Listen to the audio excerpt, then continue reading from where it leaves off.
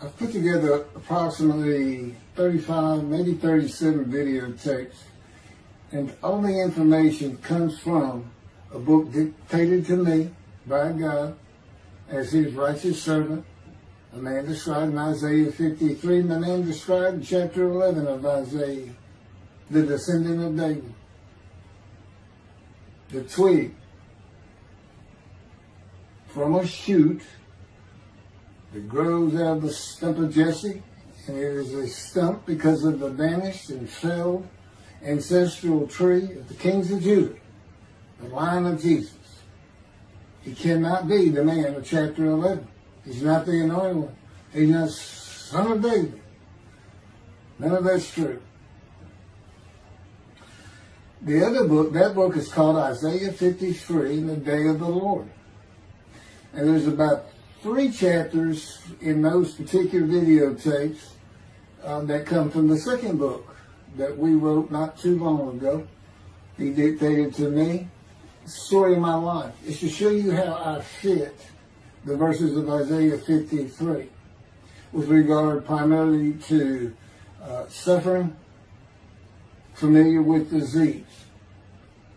So that would be wounded, and as it turns out, cancer. But the other words that you find in Isaiah 53, punishment, maltreatment, crushing, bruising, chastisement, okay, that is all in God's power. That's all in God's power, all those words. But the books are unpublished, shunned and despised, the kind of afflicted by God, plagued. Nobody understands it. This is so different than the Judaism the Jewish people have been taught. This Messianic era that will never occur. And we know it's not going to occur now once you believe who I am and how you cannot. After the mountain of evidence I have presented that is in those books, just as Moses today would have to say, well, look, I wrote Leviticus. You think I just came up with that? You think I just came up with all this information? That I know how God speaks through an angel and who that angel is? Moses walks by a burning bush that's not consumed. The angel of the Lord's in the bush and God speaks. I'm the one who explained that to you. I shouldn't have to go any further than that. The God says the rabbis, the shepherds, they never listen to my prophet. They think they know everything. Well, I'm going to keep showing that they don't. This is primarily for the people who listen to them and not them. I don't expect them to ever respond. Because by responding, they have to say they've been wrong. Or that's just not what we believe. And so they won't change. The bottom line is they make money on it. That's the bottom line. God had me watch a video of Toby Singer just for this one purpose I'm about to tell you. He said, watch him raise his hand. He raises his hand to do his hair or rub his nose or something, and it's this big, fat gold watch. And that's just how you know this is a God of old. He said, look at that. Look at that. I said, well, he does dive. His skin dives, scuba dive. It might be a scuba watch. He said, that's no scuba watch. That's just a big, fat gold watch for everyone to see. And he makes his money on Isaiah 53. The guy said, at least that's how he really got going. I don't know. I know he has a radio show. But remember, I'm in the fire of refinement. Everything God does with me is to draw emotions because I'm going to be emotionless once I get to Israel. For the most part. He'll let me feel what he wants me to feel. But nobody can get under my skin. You can't bother me. Even if I seem like I'm mad, it doesn't carry over to my insides. And I don't think about it any more than while I'm, as they would say today, on a rant, getting on somebody. But I bring his reckoning. I laugh. I tell him, you know what I am, don't you, guy? He said, I know you're a lot of things. I said, no, I'm the reckoning. And I am the wrath. That's what I am. He laughed. Holy Spirit laughed. That's what, yeah. I said, righteous servant, David the shepherd, Elijah, prophet like Moses. I like wrath. What's his name? Wrath. What does he do? He brings a reckoning. But anyway, I'm going to go through these early years of mine before God spoke to me. It's chapters 1 through 6. Chapter 7 is God speaks to an atheist, and I've already videotaped that. Walking with God, and something on visions and visuals. So the first chapter, this is what he told me to write down birth and tragedy.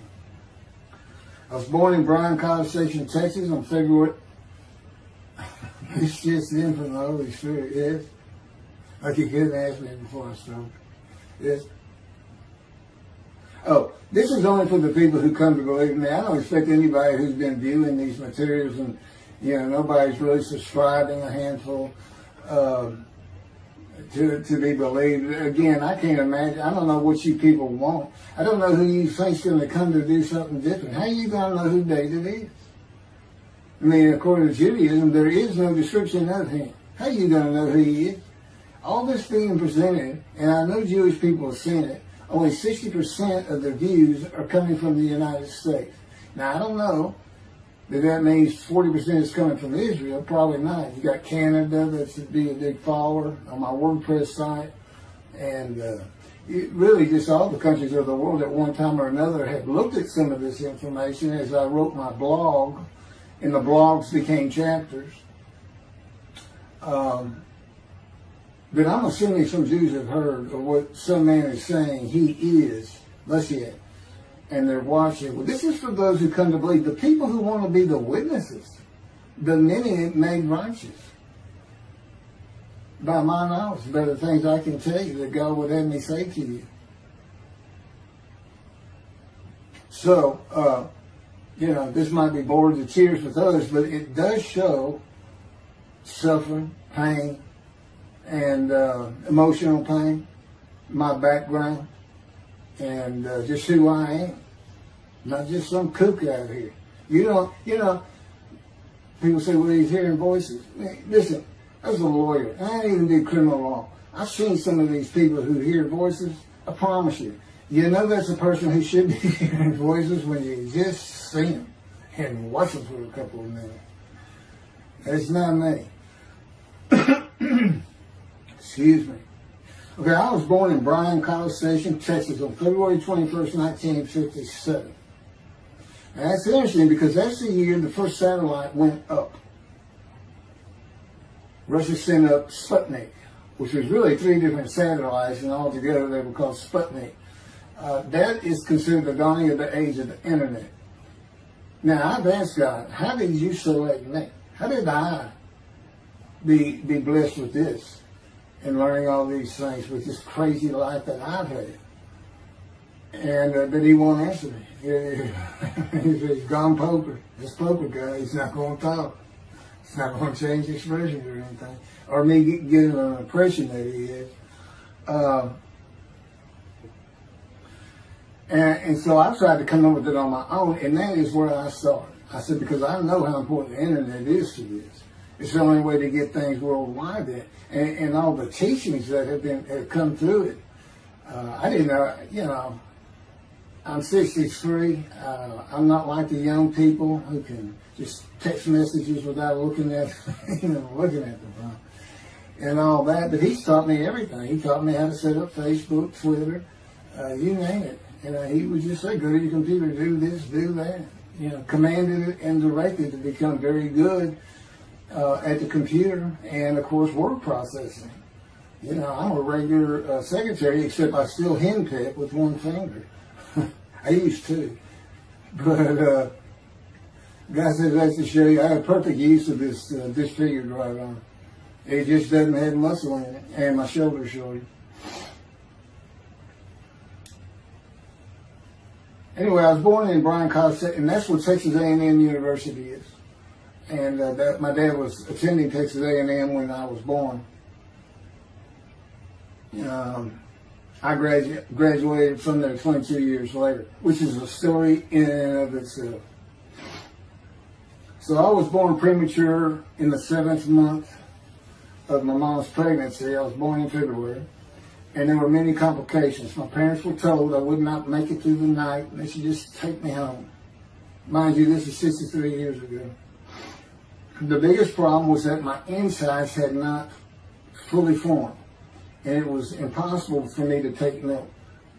Mammy, my great-grandmother, told my parents, boil rice.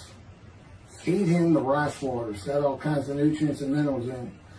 Dad says he threw out a mountain of rice those first few months. And it would not be my last encounter with death.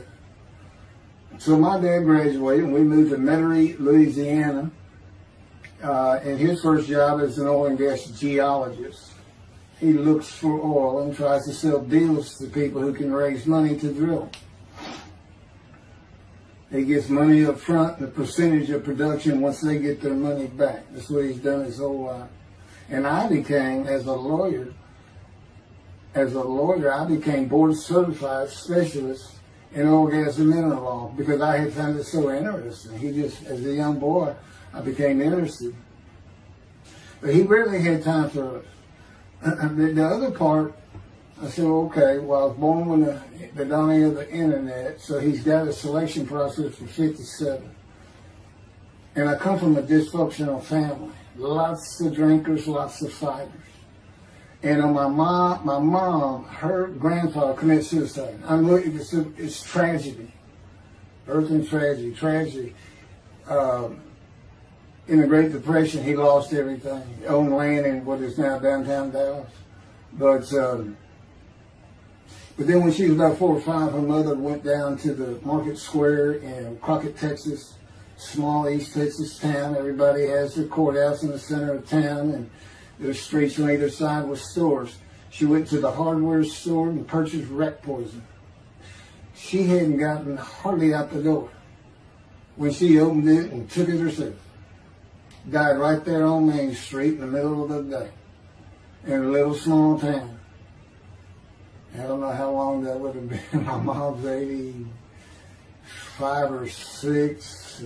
She was 4 or 5. Almost 80 years ago. So I'm sure it was quite an event. And her dad took her and her sister. Sister's about 2 years older, to Metairie, and not Metairie, to someplace in Louisiana. But could have been Baton Rouge. And her father became a elevator operator. And you can still find this in Houston when I was at law school. I went to law school downtown Houston, but South Texas College of Law. And at the courthouse, they would have somebody sitting in there on a little stool and with a lever and take you up or down, take everybody up or down. With all the lawyers coming in for the court cases, it was packed. I'm sure they've done away with it by now. But that's what he did. And they found him one day or night. He had taken out a pistol, he shot himself in the head and killed himself. So now she had suicides on both sides of the family. And her father's brother took the 2 girls in. He actually adopted them. And she was about 10 or so, I believe. She's with him out in some shack in East Texas. And, there's not even phone in this place. And he took a shotgun. And I'm sure he'd been drinking there all known for it. And blew his head off right in front of her. I mean, that's all the circumstances I know about it. It doesn't sound like a good scene at all. But it scarred her for life. Okay, we've been taking care of her from the get-go. My father amazes me to no end. What he has done to care for her. See, they knew that was his sweetheart. Eventually, now at 10 years old, that's who he married. And they're both from Crockett, Texas. Small town people. I still take care of them. They've taken care of me for 10 years. Got to me from society. He made me quit law. terminate my law license in Hawaii and Texas, and took me into poverty. I've been in poverty for 13 years until I just now filed for Social Security early. But I give them more than 90% of it to make up for everything they've given me for 13 years. While I'm in God's fire of refinement, learning everything I need to know. And I have learned much. There ain't any question.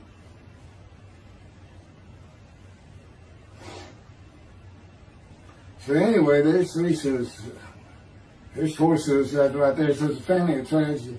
You know, it's a tragedy of losing your entire family in the Holocaust, and you're the only one left. It's not like that. Because God says, I just got things as close as I could.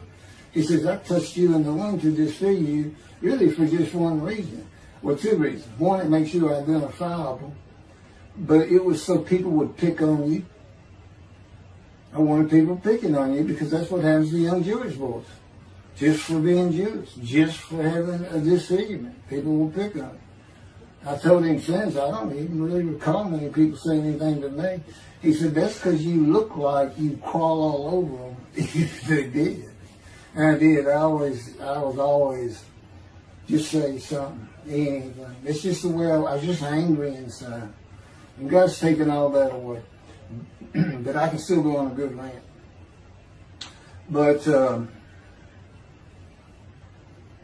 and then my mother in the 60s, young people may not notice, but that's when, you know, the Woodstock and marijuana, LSD, everything started getting big. And at the same time, doctors were just handing out pills left and right. Valiums, painkillers, Percocets, you know, just asking for it. They were writing scripts.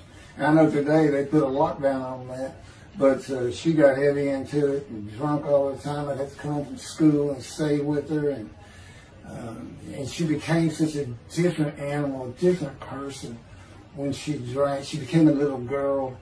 You know, and having your mom act like that and slobbering, and, you know, going there to be Valium dripping out of her mouth with a bottle of booze by her. So it was an ugly scene. And so I came from a dysfunctional family, so I think God wanted that. And He's there with me from my first year to make sure that I live a life of suffering. He orchestrated many of my wounds. And He's taken me back in vision to see these things. And His visions, one thing you don't pick up in the Bible, when I say Bible, I'm talking about the Jewish Bible, the Hebrew Bible, that's not, unless I say otherwise. Which is like when God says, my peoples. If He just says my peoples, He's talking about the Jewish people, the chosen. I mean, He may say the peoples of Moab, or just by the context, you know, He's referring to another group. But that comes up all the time. So, to add to that, she tried to kill herself a few times. And when I was 10, my dad was at a Texas A&M game in Dallas. And I know it was 1967, so I was 10 years old. Because I'm very familiar with that particular game. It was against Bear Bryant and Alabama Crimson Tide. And he had coached at Texas A&M. So, as you can tell, me and my dad are big Aggie fans and football fans. But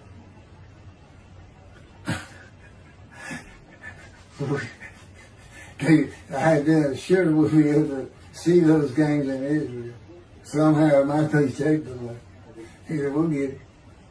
That's the Holy Spirit. We'll get it. I said, he's so funny.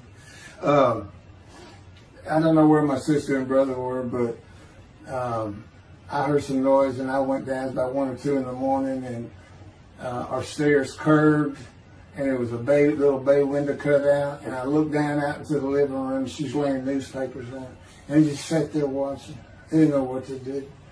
And she got down that paper and took out a butcher knife, not a razor blade, a butcher knife, and opened her wrist up.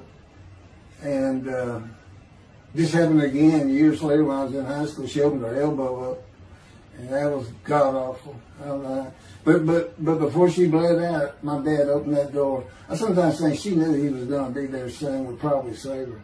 But it didn't look good, and I hated myself for not doing something. Maybe that's why I was so angry. Anyway, because I didn't do anything, I just sat there. I couldn't move. I don't know. I don't even know what I was really thinking, really. But I can't. What it did is it told me how much her uncle blowing his head off must have done to her. That must have really hit you. I had nightmares my whole life, but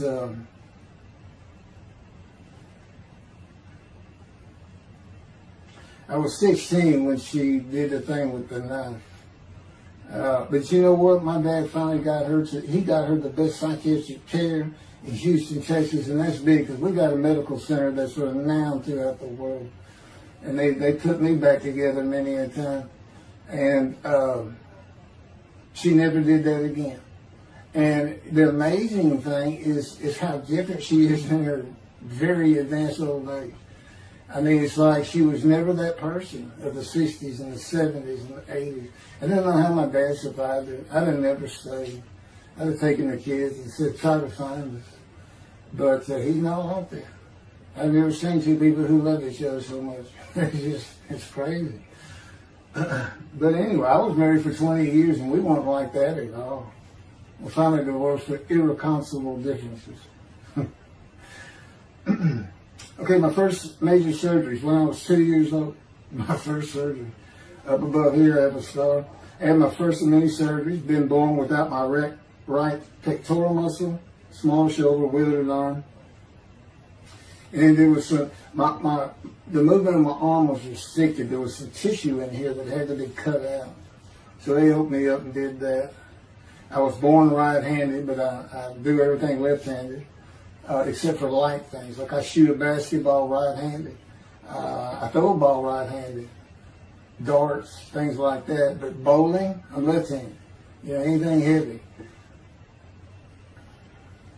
And I was quite an athlete. If I'd had two good arms, I'd have probably been on scholarship. I was already offered a partial scholarship at a small school for track, even with this bad arm. But I just didn't have the fast start. You got to have two strong arms just pushing out in front of you. But I was some kind of quick and fast. So, we moved back to Houston to a place called West University, a suburb. And this little story, I don't even like telling it, but God tells me I have to. And he had something to do with it. But I'm not going to go into that part of it. So anyway, I had decided when I was in second grade, I was tired of school, didn't want to go anymore. I don't exactly know why. I just know I said, that's it, and I'm not going. Dad came to get me up and finish school until I'm not going. And it was on. He was going to get me there. It took him about an hour to get me to the car. Fighting and screaming and running around, hiding, getting under bed. You name it, I was doing it. And anyway, he finally gets me to the school, but he's too tired. He wasn't even going to try to get me out of the car by himself. So he get out, and he goes and gets the principal. Now, my dad's about 6'2", but he's real slim. And but he comes out with his principal, who's taller than he is, and he's a hefty guy. He's burly. Anyway, so they come, they said, get out of the car. I said, I'm not getting out of the car. I'd already locked the doors. Only the two front doors locked, and it was those locks that you pull up and push down. So my dad used the key, and he popped that lock up, and I slammed it back down. Said, I'm not going to school, I told you. He threw some keys, they started throwing the keys at one another over the roof. The principal was driving the same thing, and I'm slamming his door, I'm leaping across the car. But I don't know how long I went, but they finally, in 5 minutes maybe, seemed like an eternity. I was terrorized. That's the way I looked at it. Anyway, the principal got it open, and I saw that door open, and I got back on the far other side of it, by the steering wheel with my back against the back door. I curled up like a ball, had my knees on my chest, and he reached in to get me. And I unleashed on him, kicking him in the face with everything I had. It broke his glasses, and his orbital bone got shattered. So, That wasn't my first principal either. There's another one. So, but anyway, so they carried me in, and it was very embarrassing. I was crying. But again, funny thing, nobody, because I stayed with this same group for 9 years, going to West University and the junior high there that you go to. Nobody ever said anything to me about it. And I knew some of those kids that were in that class.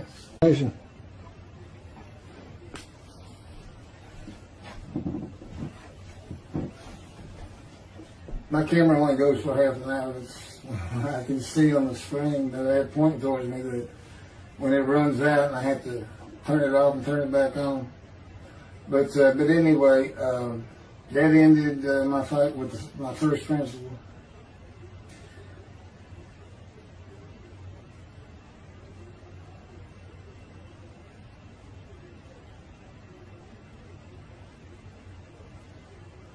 Yeah, here it is right here.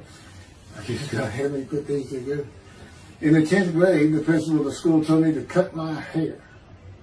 You know, I had long, blonde, wavy hair, well past my shoulders. Again, this is, I graduated high school in '76, and this has been junior high, so it's in the early '70s, but it felt like the '60s still. And I kept in a ponytail. It was neat. It was a school-wide policy. I think I was one of the last people to cut his hair. I was hiding all the time. I was always on the alert for the teachers that would turn you in. But I went and got it cut. I told the barber right at my collar. Sat there in the chair, cut it right at my collar as I was instructed to do. And then I was commanded to return to the principal's office. And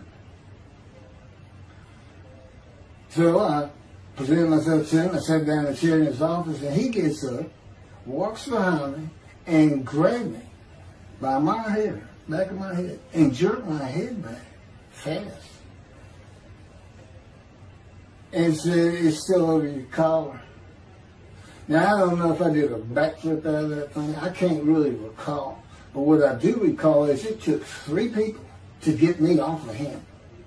And I was permanently expelled from school, which ended up me leaving home.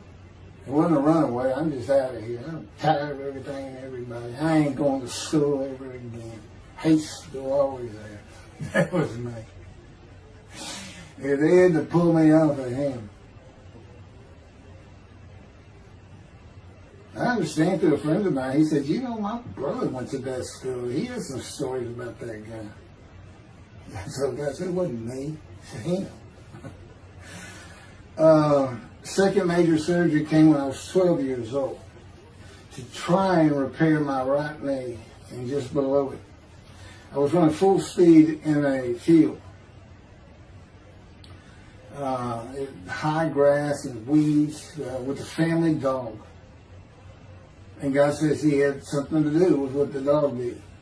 For no apparent reason, just suddenly he was running at my side. And he just bolted, he just stopped going straight to the heart of the left and went right between the legs.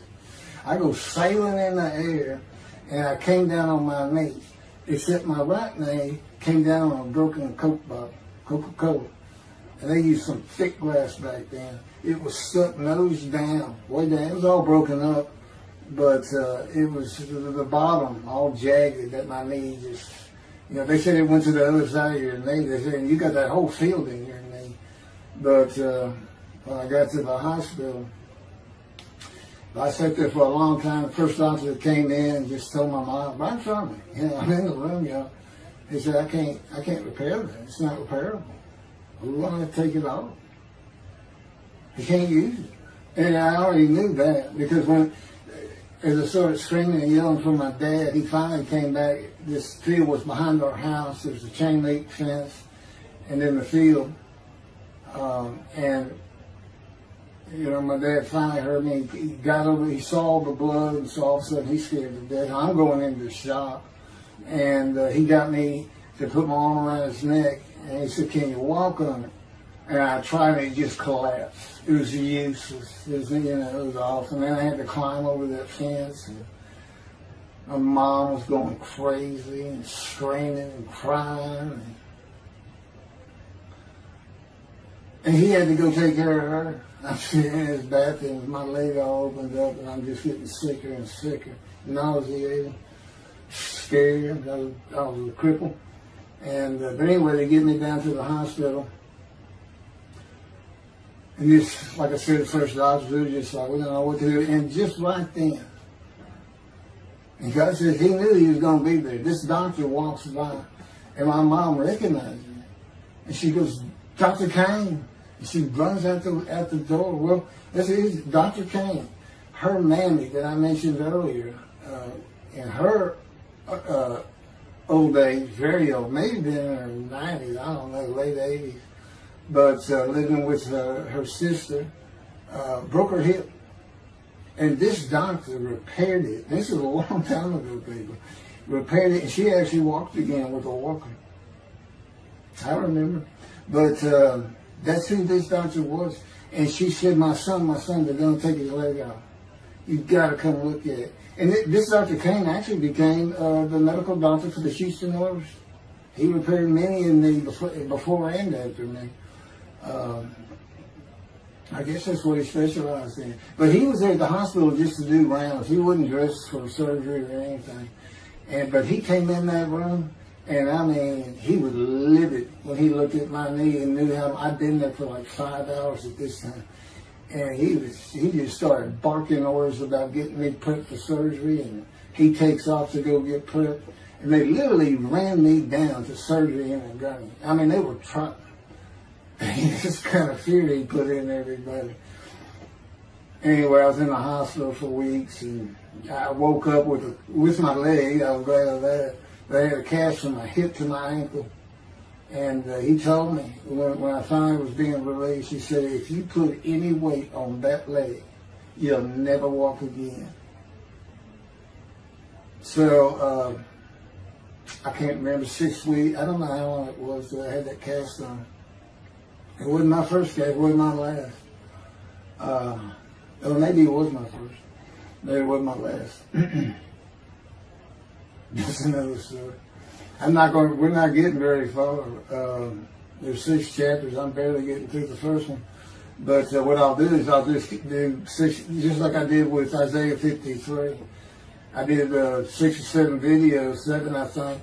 But then I joined them all together and put it as one video, the definitive commentary of Isaiah 53, which comes straight from God, by the way. I mean, you can contest what I'm saying all you want, but it makes perfect sense. For the first time, Isaiah 53 is explained. And how did I become the smartest religious Jew in the world who can see that? And what the wounding and the punishment, everything's about, and how it's really, in some ways, a snare for the Gentiles for the day of the Lord. Because he knows he can take me and just decimate any argument they want to put forth. You know, in particular, I'm blemished. I'm the Antichrist. In that I am exact opposite of Jesus Christ.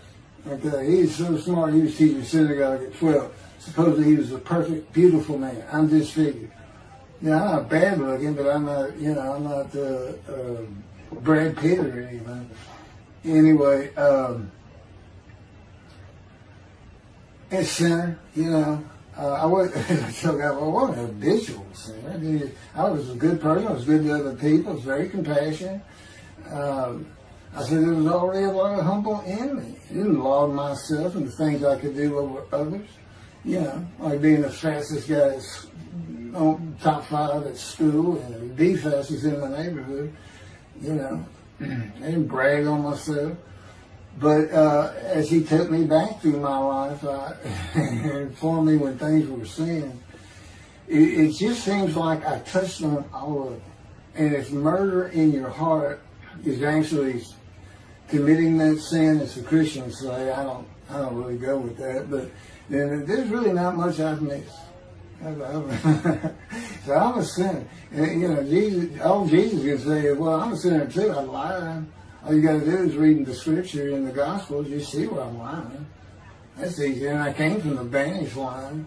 I thought I was the man of Isaiah 53. I thought I was going to be exposed to death, but given long life. This is what he would tell you if he was here. He said, but you know what happened?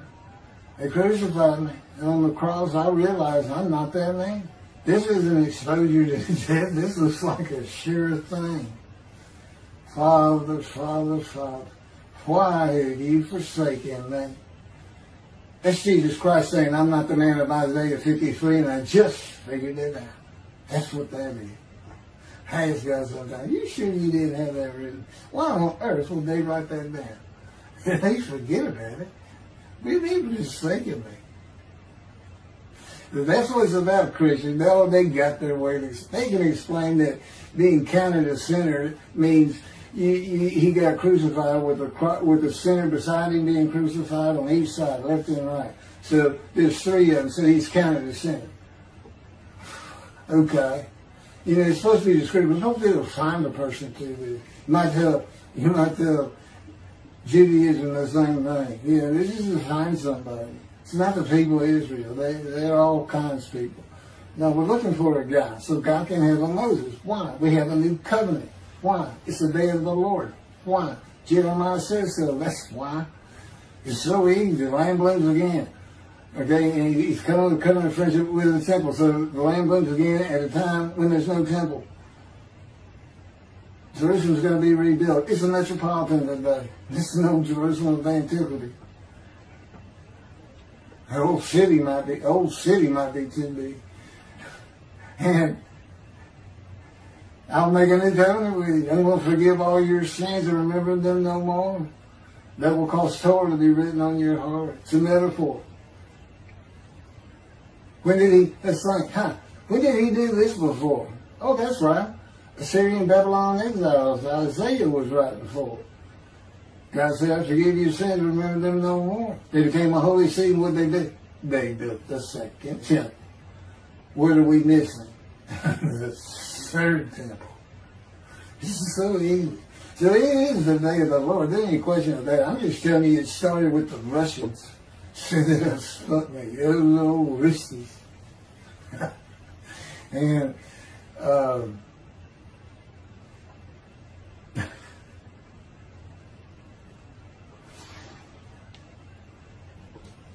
he's bringing the covenant, but he's got to have a Moses. He said, send a prophet like Moses. So he was saying, it's Joshua. No, it's not. God needs him today, the day of the Lord. And guess what? He gives us a description of him.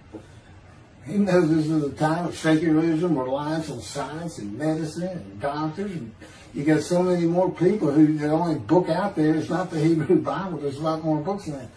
You know, there's all kinds of distractions, television, cell phones, computers. You know, back then, you know, you just sat around and said, what do you think that's there? I don't know. Wish he'd send some rain. You know, it was just, I said it's easier to get them back then. But here it is. It's here. And God said, you see why I put shunning and despise in there? Because for a while I said, God, you know, this is before we really got the books done and everything. I said, I'm just sitting in a room. I can't really say anybody shunning and despising me. Counting me plagued, afflicted, and by God, everything else. He said, well, how do you feel now that we've been putting all this on the internet? I said, I feel shunned and despised. Yeah. I can tell there's no question this ain't gotten back to those two. I said, you keep attacking them like this and I'll be certainly sure, just in case I'm wrong. But, because he won't actually tell me, he won't tell me anything, this is a rule of thumb, he won't tell me anything that I cannot find out or become knowledgeable on or informed on of my own, which means about nothing because we're in a room all the time. The adjunct of the Holy of Holies is what I call it. I live in the Holy. I'm like the priest the only person who could go into the Holy of Holies was the high priest. And that's what I'm like. As a matter of fact, God had me write down, just as he had David write down, a new Psalm 151, where God said, it's on a video, where God is speaking, where the Lord came to me and God said, quote, and within that, he says that he declared me. We actually used the psalm where he declares it for David. He declared me an eternal priest in the order of Melchizedek and King David, and a rightful king, small k, and a rightful king. And he also declared, I'm the righteous servant. I mean, that's God talking. I mean, he's using it. When he dictated to me, it wasn't, to be written in my personality. That's him. That's him doing a new song. So, because he does that. Even in the writings, the person doing the writing, whatever prophet it was, or Moses, or David, if he wrote Samuel 2 and Kings 1 until he died. As I said, God says, look, just assume the central character is the one I had writing, because their lives change when I come to them, just like mine's changed. This is not anything I could have ever conceived or even bothered thinking of. I'd never read the Bible my whole life. If he hadn't told me, we're going to the bookstore and get you a Tanakh. That was 13 years ago. And my answer was, what's a Tanakh? I didn't know anything. And look at all this knowledge. But this is it. This is the only power he's going to use in creation. He's not going to perform miracles. He's not going to have me performing miracles. And he's not. He said, the only power I'm going to use is on you. What I can get you to do. He said, I can take a Gentile Texan and take him to Israel and get my temple built. Okay. He said, because that's what you say to God all the time. Okay. And one night, I hadn't even read Isaiah 53. He didn't come to me and just say, offer yourself for guilt. I crush you with cancer. It was me that did. That's not, I wouldn't have known what he was talking about. We finally get to Isaiah a couple of years later. He said, keep reading Isaiah 53. I said, okay. And so I read it. I said, okay, finish it. He said, who do you think that is? I said, I have no idea. I barely read it. I didn't know what it's saying. I said, I think these two verses ought to be up here. I said, you sure nobody messed with this thing? He said, nobody messed with it. It's just how I had Isaiah write it. He said, that's you. I said, oh, okay. And I couldn't help myself. Good luck convincing anybody. I can't even say what it's saying. He said, before we get done, and he's right. I've been over that thing so many times. From my original version of Isaiah 53 that he dictated, or told me how to put together, but every sentence, every word is, we've changed it up and added things. I've learned things. Like I didn't know about the test of devotion. I didn't know why the angel was leaving early in Malachi 3, but I do now. And all that would cause an amendment to my midrash on Isaiah 53. And, the book has me, these are all on videotapes now, me and Rashi. Rashi, the first one to come up with this is Israel. And, I look at his answers and I just shake my head sometimes. You should see his answer in Malachi 3 for the angel of the covenant that you desire. There's only a covenant of friendship in the covenant of Jeremiah. And this is his answer. It's midrash, so he just takes a section of the angel is on the way. And it just says the angel of the covenant. And his commentary is the angel that avenges the revenge of the covenant. I said, what does that mean? What is he talking about? I said, God's being funny. He said, I don't know. I said, you too know. He said, well, I'm not telling you. So, God likes to feel as though he's laughing. He doesn't actually laugh. He sends me a perception that he does. Or he uses me to laugh. I've mentioned that in a video. Because he can't. Well, he controls my words. I learned that in walking with him. Just one day, I'm talking out loud as we go. I'm discussing man and divine beings as though I had a sermon I was giving or a speech to somebody or a seminar. And I'm rolling, and I can tell he is really making this thing rock. He's taking it from here to here to here. And we're going. And I'm going. And all of a sudden, I use a word or a couple words that I simply don't use. And they're not what my mind was even thinking of. They just came out. And I just stopped. I said, did you do that? I didn't even say, hey, did you just make me say these two words? Because I knew he knew. I said, did you do that? He said, I did. He was almost indignant. I did. I said, okay. Anyway, that's where it all started. Now I know. Okay, guess who that is? That's the Holy Spirit. Using me. He doesn't sound like that. But he'll use words like that. So he's getting bored.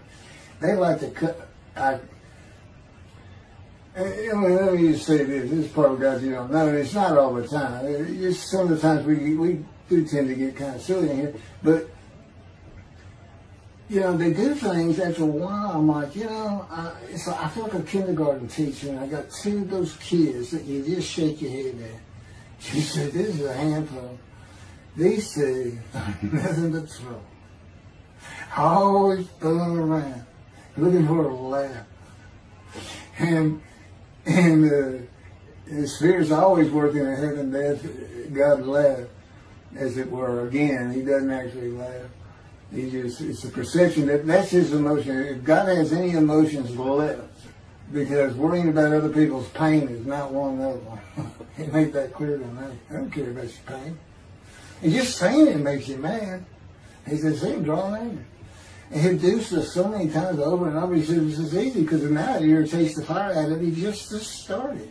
I said, how do y'all keep doing this stuff? And one day I told him, I said, I got it. Which means it actually came from them. I got it. You never grew up. You never got sent to your room. You never had to climb that mountain to achieve something. Put yourself out there. Nobody's ever whooped you. He said, I said, that's what it is. You never grew up. That's what it is. Yeah, I'm dealing with the child God. That's what I'm dealing with. That was my argument. Then he came down as mean, very serious, mature guy. I didn't bring that argument up anymore. But that's how it gets with me sometimes. It's an incredible lot. For me, I'm not going to get to them. I guess I'm at the end. I'm getting close to when I got shot. I thought that was a new chapter. Oh, it's not. Well, I'm going to pick, this is getting long. Anything over half an hour, we try to stop. Now, my Isaiah 53 is 5 hours. But, you have to watch it all at one time, of course. He doesn't hardly let me watch it. Yeah, I don't even watch them before they get posted. He said, no, you watch it later. Because it comes on the TV that he got me. And I didn't know at the time it was going to be, that he was serious about doing videos. And I certainly didn't know about making it a backdrop. He decides everything. He tells me when to eat, when to get up. I don't sleep hardly at all, 2 or 3 hours a night, and sometimes less, and take a half hour nap sometimes. But I found out I feel fresh. I don't need that much sleep. He said, well, you're not really doing anything. Why do you need a lot of sleep? And see, that used to make me mad. Now I just laugh at it. Thank you very much for listening. I'll pick this back up on another video, and eventually I'll put these first 6 chapters, just like I did Isaiah 53, because it's a book that he dictated to me. I can't get it published. I'm going to put it on YouTube. That's why I'm reading it. And as I said, if you don't want to listen to it, don't listen to it. But the information that's in these books and in those videos is, that's my proof. And quite frankly, God says, if that's not enough for them, well, that's just too bad. Utter destruction is what they end up getting.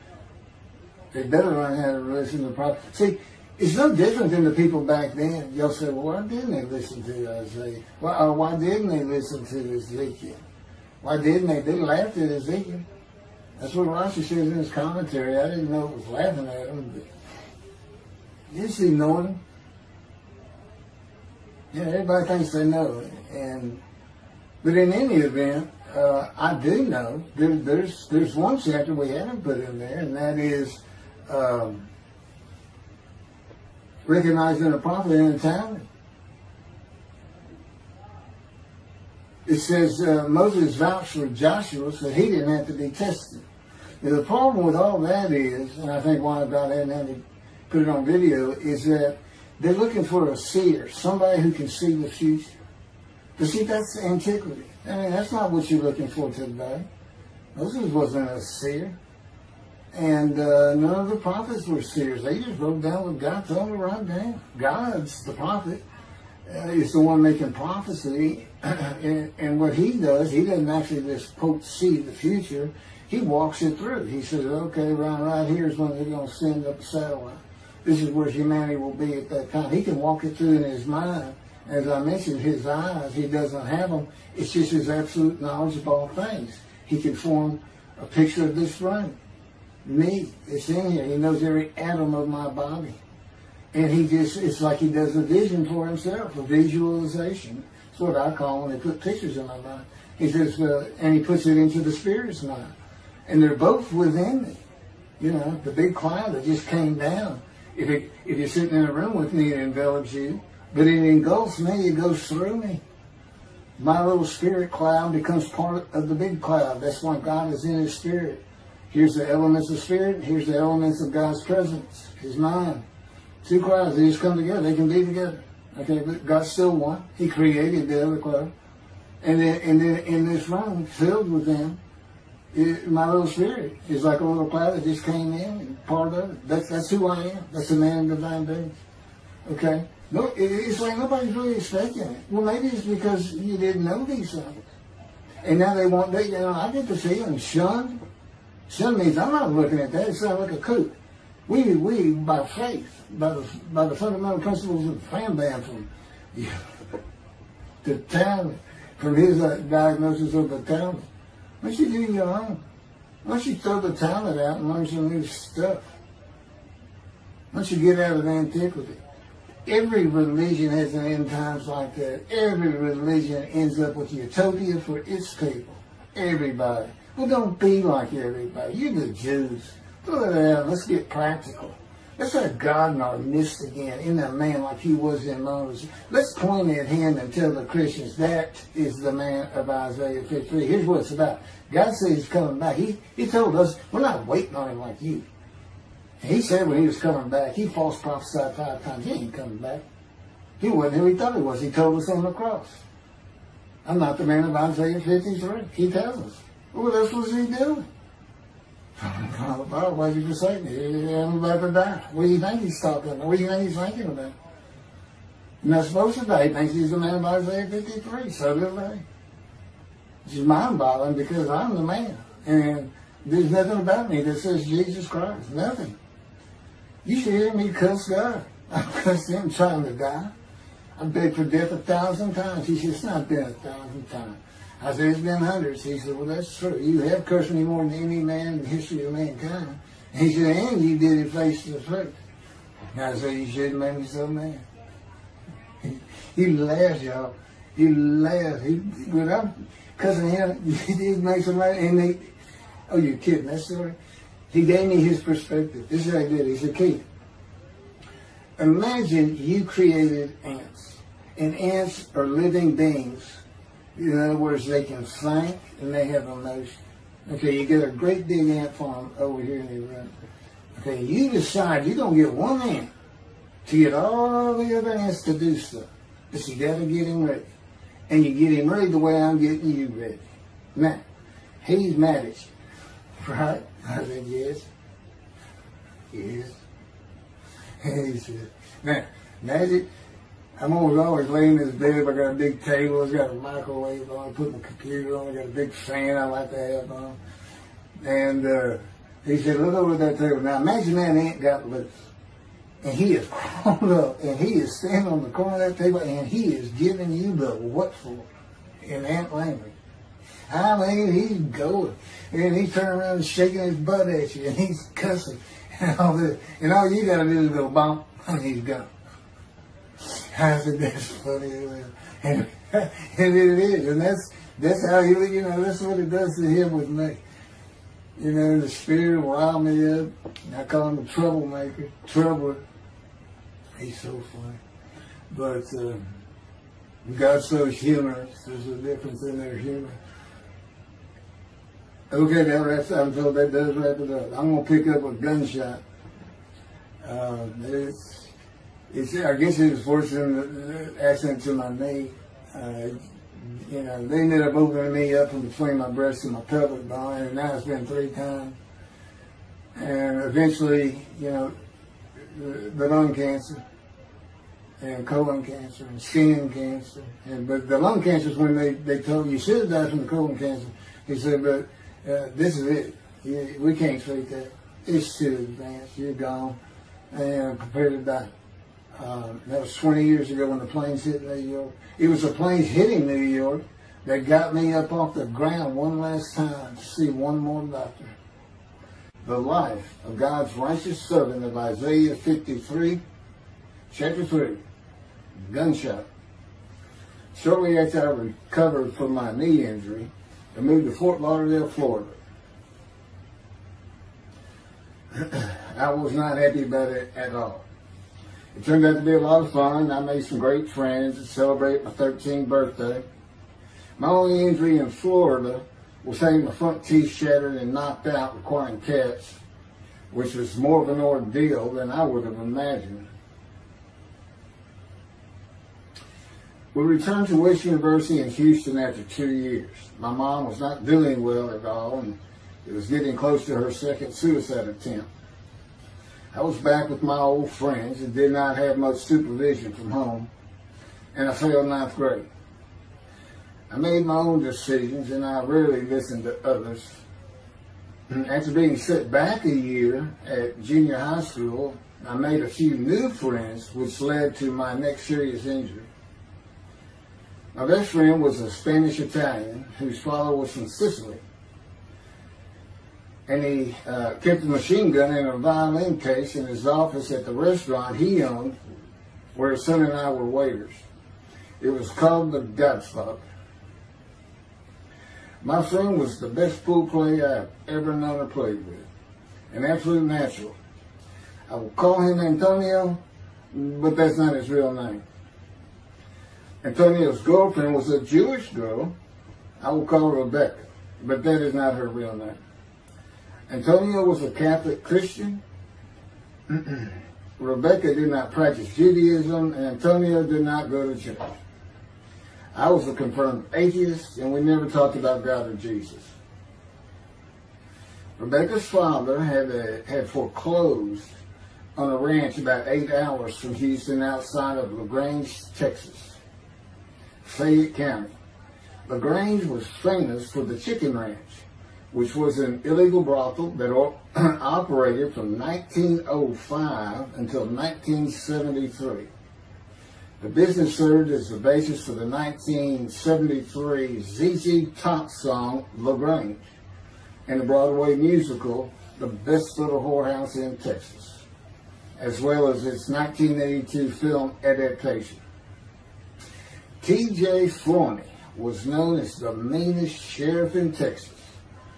In the coming weeks, I would be interrogated by him outside of Shock Room 3 at Dental Hospital in Houston. This is an excerpt about him from an internet article.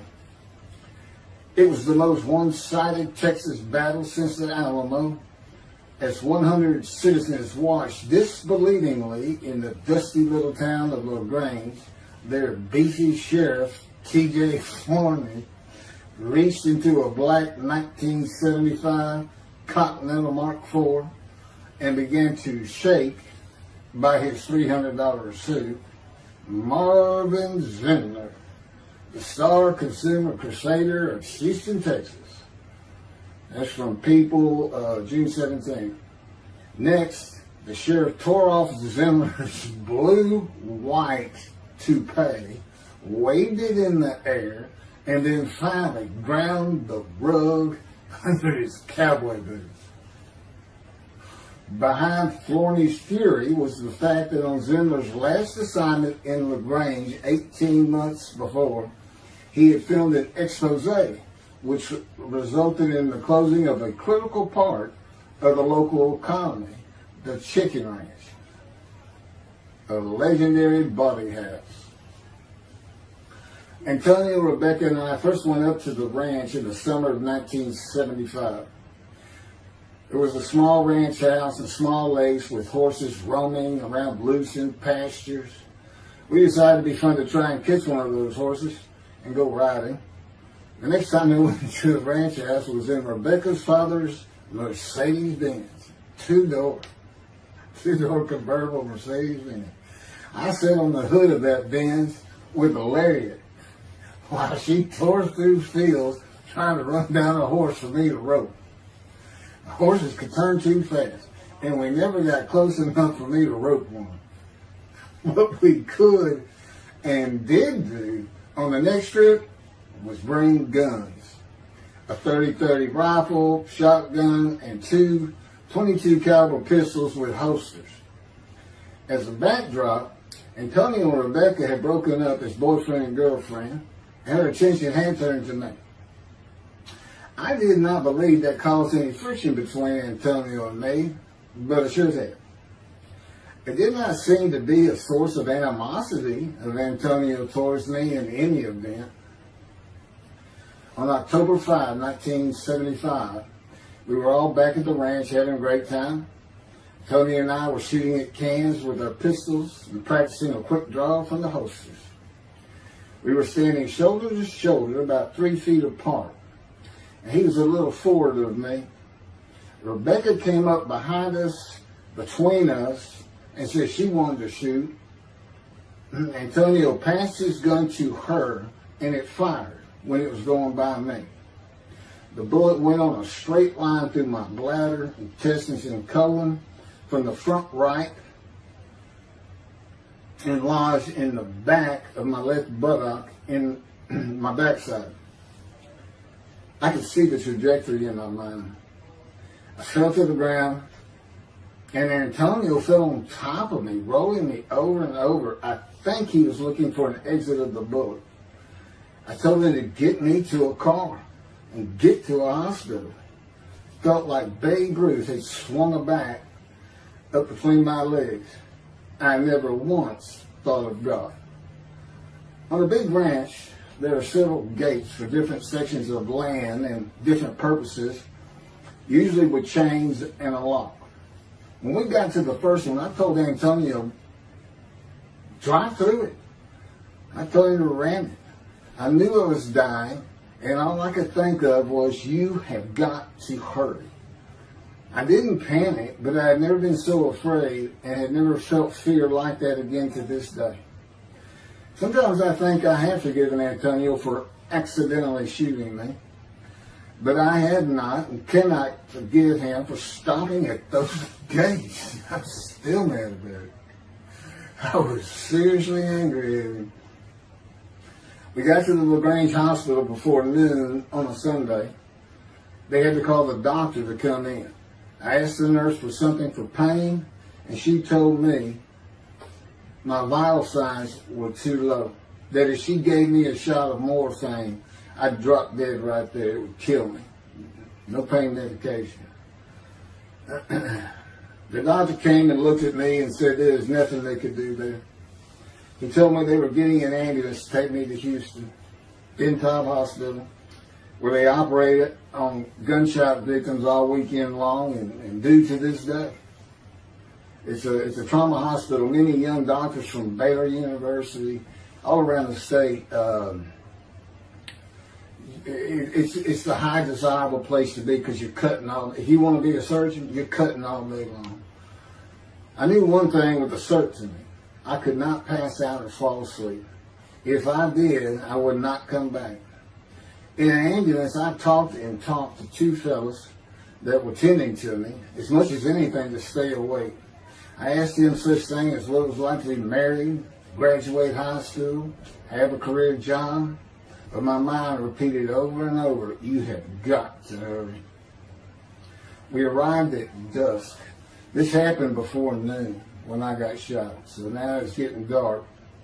When the ambulance opened, my brother jumped in to help. My mom was standing by the entrance to the shock rooms in her fur coat. She later told me that since Top was a public hospital, it might help if they thought we had money. I didn't see my dad, but my sister told me later, the whole way to the hospital, all he could say was, to God, please don't take my boy from me. I had stayed awake for some 6 to 8 hours in awful pain. They took me to shop room 3. It was filled with people giving orders and very loud. On the table, the nurse told me she had to put her finger in my bottom, which embarrassed me. And I raised up like a sit-up and saw nothing but blood rushing from my bottom onto the table. You have to hurry is all I could say. They finished prepping me for surgery and rolled me to a hall in a line of others awaiting surgery. Then someone was saying my name, and I opened in to see T.J. Forney, Sheriff of LaGrange. He wanted to know if I'd been shot intentionally, what we were doing at that ranch, did we have permission to be there, and et cetera, et cetera. I told him I thought it was an accident and to leave me alone. I never saw him again. I didn't have to wait long. The orderlies bypassed everyone in front of me and took me to surgery. I awoke in a large room with about 10 beds on my side of the room and 10 beds on the other with other patients, and I could hear moaning and crying here and there. It took a few moments to remember what had happened and why I was in there. I fell back asleep, and when I awoke, my dad was telling me he would have me out of there into a private hospital as soon as possible. It was the next day when they transferred me to the Methodist Hospital in the medical center, where they had operated on my knee, and I had spent weeks there. I had a hose with a bag coming from my bladder and a colostomy, an opening called the stoma, which is your intestine on the outside of your abdomen, with a bag over it for going to the bathroom. I was out of danger from dying, but still very weak, and I needed to gain some weight. The track team was already getting together, running distance and cross-country workouts provided by the coach, preparing for track meets in the following school semester. I lived about a half mile from the high school. The day I got home, I walked to look at the track. It did not seem possible I could get back in shape. I was afraid to cross the roads to the school. I could not even trot to get out of the way if a car came my way. My insides felt like jelly, and I had been warned that too much physical exertion in the first 10 days could cause a stomal hernia, and my intestines to start extending from my body. I was homeschooled for the rest of the semester by a private volunteer tutor, and passed classes I probably would have failed. The beauty of that gunshot was that it changed me. I was never going to graduate high school, having failed so many classes. So I set up night school classes for the next and my last semester of high school. I was 18, soon to be 19, and a senior.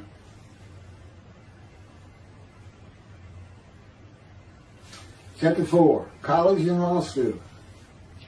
Before the summer of 1975, one of my best friends on the track team, who threw the discus and shot put in field events and was a senior, told me he wanted to do something big the coming summer before starting college at Louisiana State University, LSU.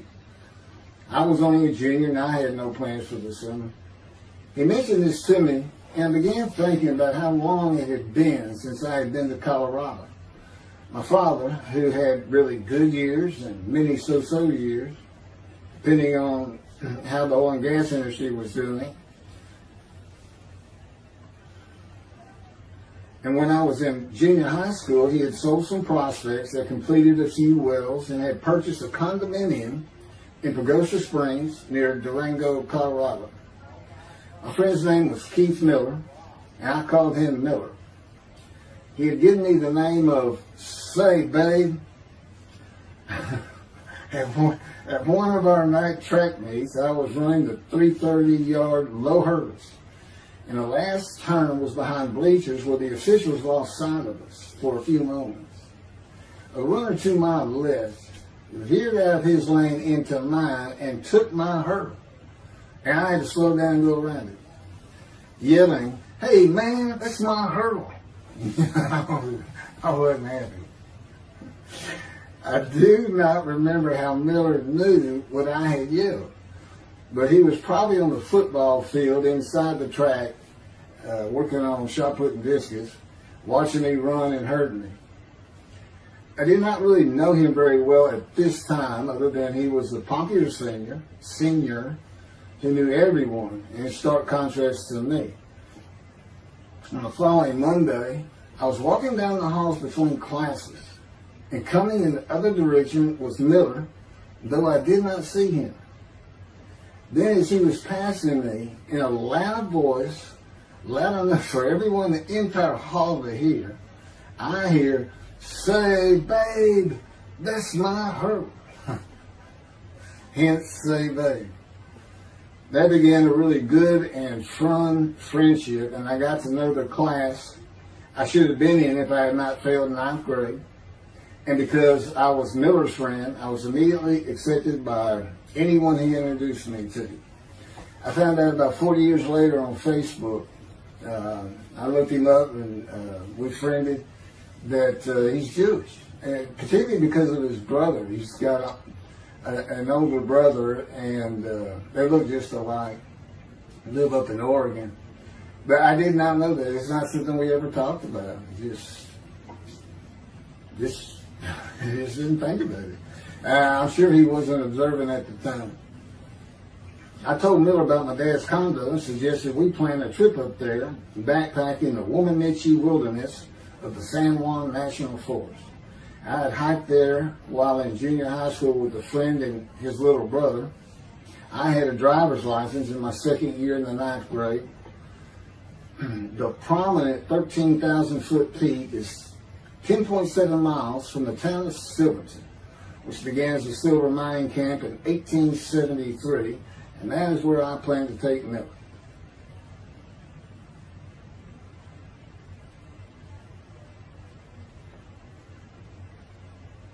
So Miller and I take off. We use his car. As I said, he was getting ready to graduate, and his dad had bought him a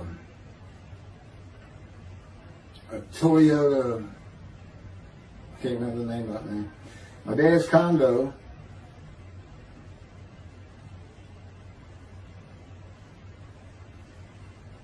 was about 60 miles from Durango, where a train depot is located that runs a train through the Womanichi Wilderness to Silverton. The train is an authentic, narrow-gauge, steam-powered, coal-fired, scenic railroad train ranked one of the top 10 scenic railroads in the world. It's something else. It stops twice in the same places to let off and pick up hikers and backpackers in the Animas Canyon of the Womanichi. At top speed of 18 miles per hour, it takes the train 3.5 hours to travel the 45 miles from Durango to Silverton. Oh, here it is. Miller had a new Toyota Celica. And after a day and late into the night, we made it to Pagosa, slept, and we're at the train station before the first departure the next day. I don't know what the problem was, but the train was not going to run that day. So we couldn't get to where I wanted to take him. It's just too far. We decided to get a hotel in Durango and just head down the train tracks into the wilderness and explore an area I had never seen in with the maps. We got lost. And at one point we decided, let's just put these backpacks down and you go that way and I'll go this way. Well, we did that. We met back up and then we couldn't find a backpack. And we did finally find them. We slept that night, and we had a big black bear episode because we had left some food out on the ground, which we shouldn't have done. And but anyway, we ended up making it back, and we had one of the best party nights I've ever had in my life. We hit the main street in Durango, which is a tourist hotspot, and we hit every single bar. You could drink at 18 back then. It wasn't 21 as it is today. And we did. We made sure it was like a go. Okay, let's go there. Every one of them had at least one drink: shot of whiskey, Boilermaker, beer, whatever. I can't really recall other than I knew I had been drinking the night before when I woke up. But we did. We hit both sides of the street. I don't know how long it took us and how many drinks we had, but we just had a lot of fun.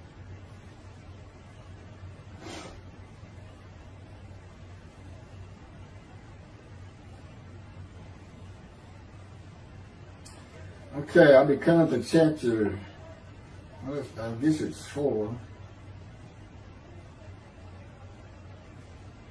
I don't know. I thought I was coming up to the cancer story, but this is different. This is getting into alterations while at school.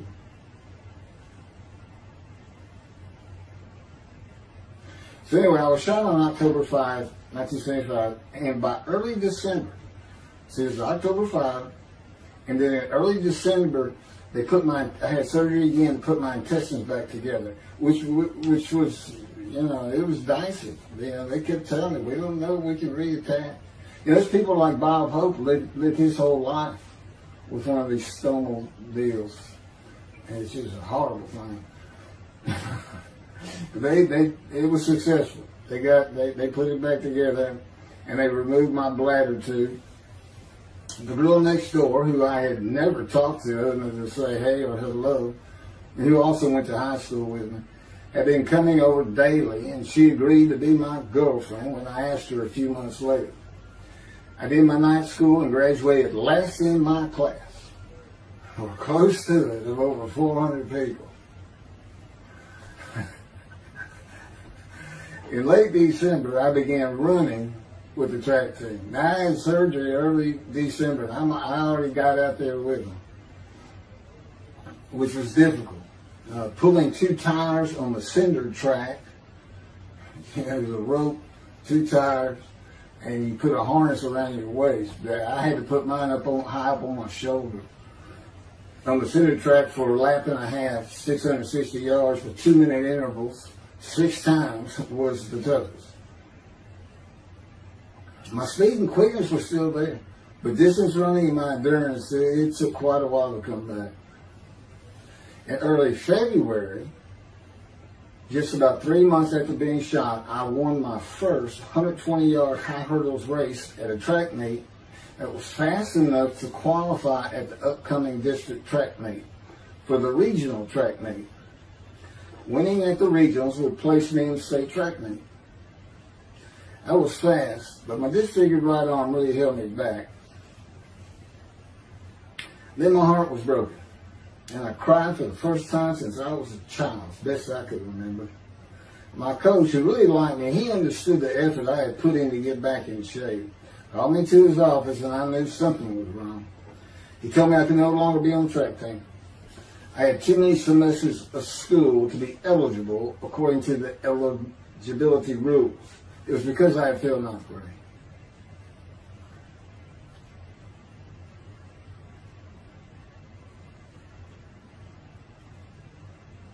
And of course, I had no one to blame but myself.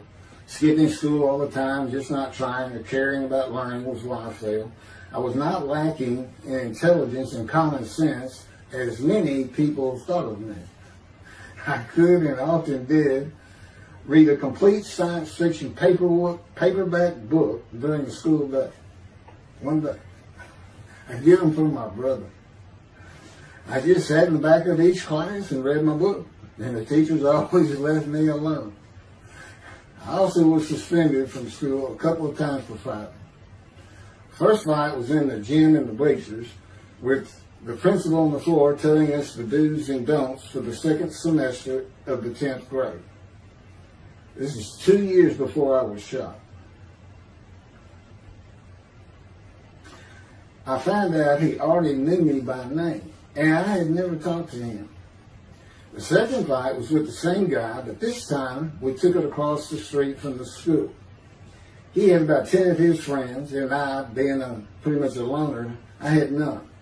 They were African American, bused into school from neighborhoods far away. And I just didn't understand them, or know why they even talked to me with words I did not get, like word, or say, man, can I hold $1?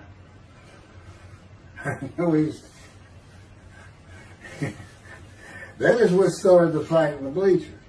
I hear from behind me, and one stood to my left, saying, "Man, can I hold a quarter?" I turned around and just looked at him. And finally said, "I did not have a quarter." Ordered with the principal, I undid my ponytail. Mind you, he's sitting right behind me, and I'm well aware of that. And I brushed my long blonde hair and then reached into my pocket for some chapstick for my lips. When I pulled my hand out with the chapstick, turned out I did have a quarter. And from behind me, I hear, saying, "Man, you said you don't have no quarter." To which I replied, turning around, "I don't have a quarter for you." The next part is kind of hazy. But I do know I grabbed him by the front of his shirt and threw him down the bleachers onto the students sitting below me. That is when the principal yelled my name and told me to go to his office. The next day, the guy and his friends were waiting on me when I got to school, and we fought across the street. The principal had told me not to get into any more fights, and this is the fight I got suspended for. I remember being in, after my suspension, being in the men's room smoking a cigarette in a stall, and a group of African Americans came in, and they were talking about the fight.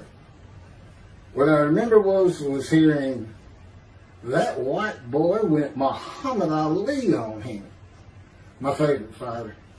I even saw the Ali Foreman fight in Kinshasa live in Amsterdam in 1974. And some of my best friends in high school were African Americans, mostly on the track team where we could get to know one another. I still had run-ins with the general population of the African Americans, who everyone just called blacks back then. I never used the N-word and thought they would help themselves a lot if they stopped using it. Mostly I think they were angry at being busted in from neighborhoods far away. In fairness to them, white kids did not seem to like me much either. So, yeah, I looked young even for my young age, and with my long hair, about 6 to 8 inches past my collar, I looked kind of girlish, and many people said that to me. One day a friend of mine told me what it was to him. You never smile and seem to be very angry, like if someone looks at you crossways, you're going to come after them, daring them to say something, like you want to fight. My next suspension for fighting began in middle shop, and it was all my fault. There's not a big deal to that.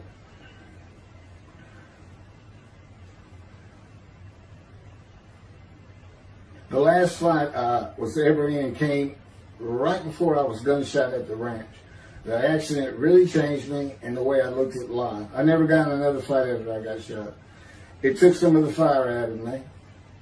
My longtime friend from junior high school and I were at Memorial Park at night and walked down a train track that ran through the woods, away from the streets and recreation areas.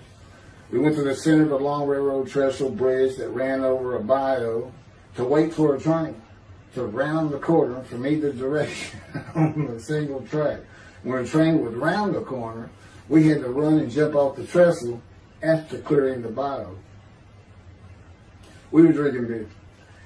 As we were sitting, we started talking about the price of gas at 44 cents a gallon in 1975. Anyway, the trains weren't running. We got up to leave, and as we're walking down the steps, he said something about my father and about how to find oil and gas. And I turned around and just hit him with everything I had, with my right arm. And I realized what a stupid thing to do. I called him the Big Sweet. He's huge Norwegian. His hair was white and long and longer than mine. His hand was the size.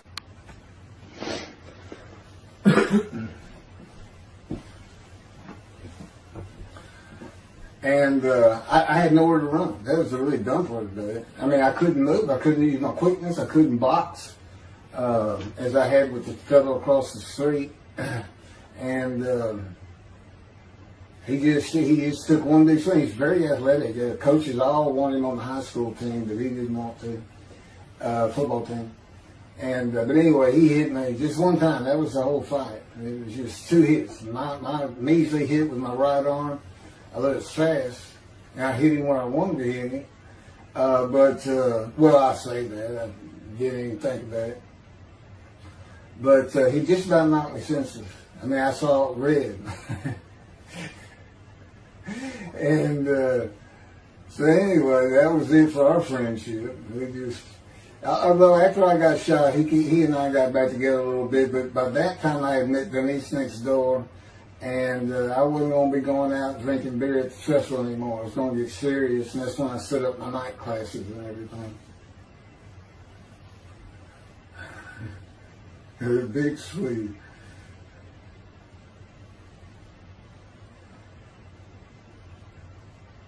After the gunshot, I stopped seeing old friends, including Antonio and the big Swede, and spent all my time with Denise from next door. I knew I wanted to be someone who succeeded in life.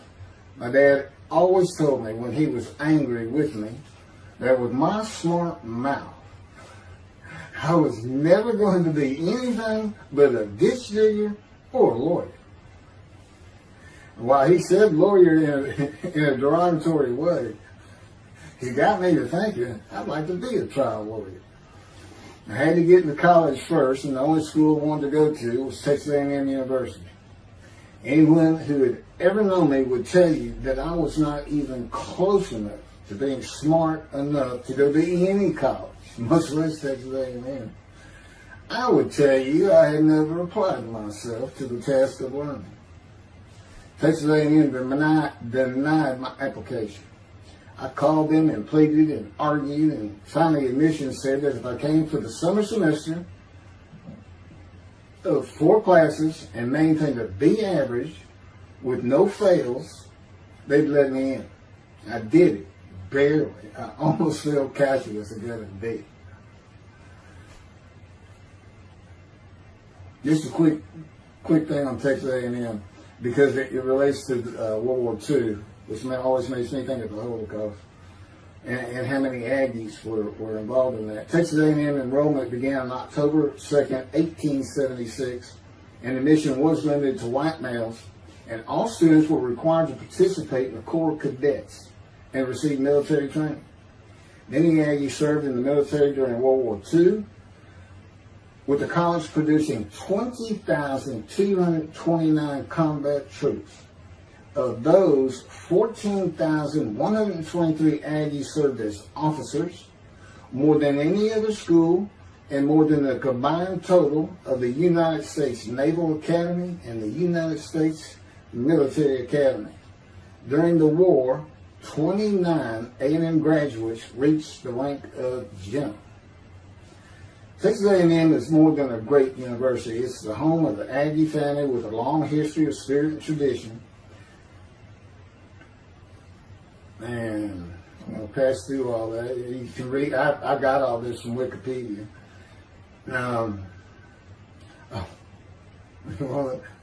Like Notre Dame, it's a school full of tradition, especially notable at football games and in campus life, drinking beer at the Dixie Chicken.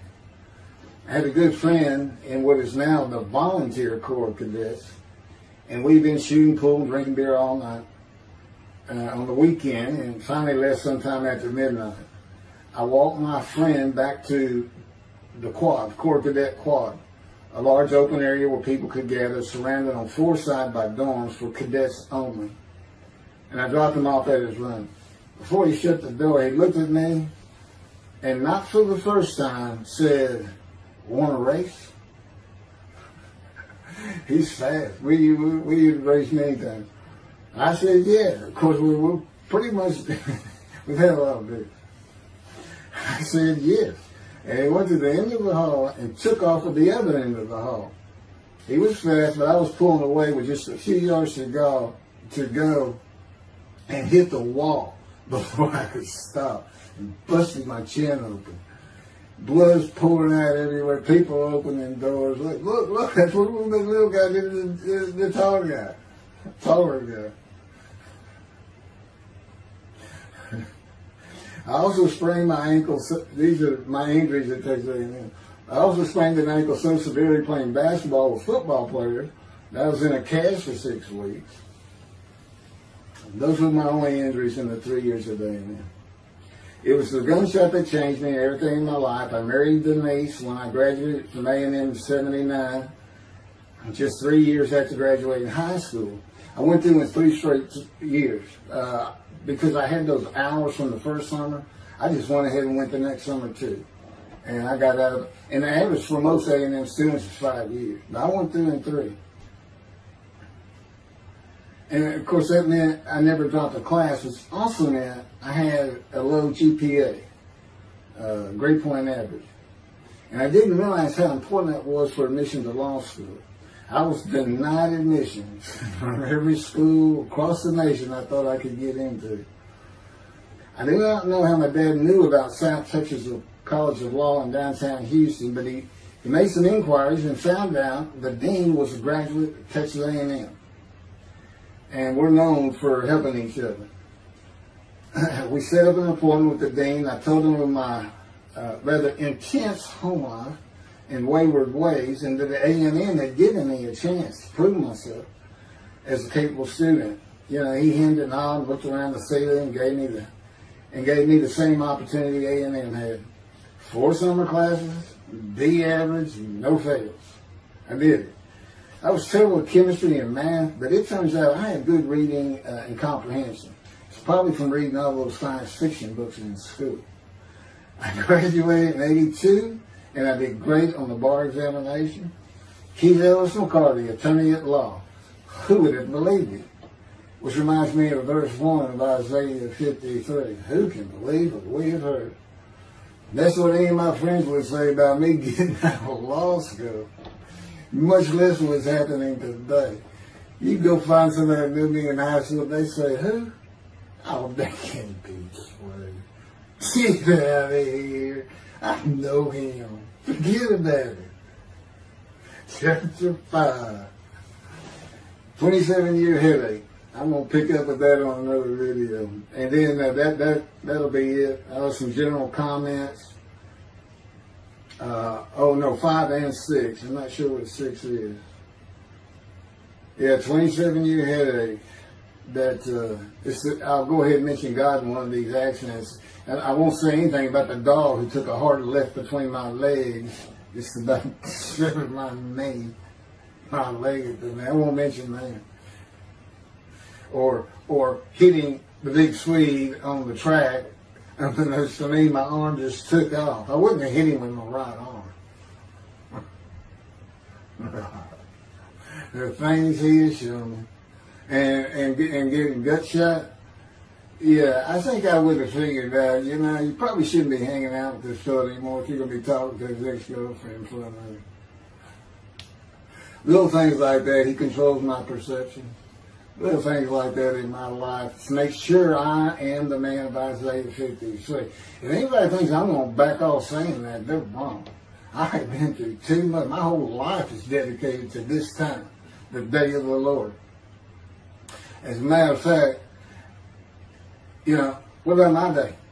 I said, what about my day? Well, he said, well, first of all, God's speaking with you and living with you. Most people say that's pretty good. I said, yeah. But anyway, here's something he's promised me that he lets me check out all the time. And I'm going to put on the screen.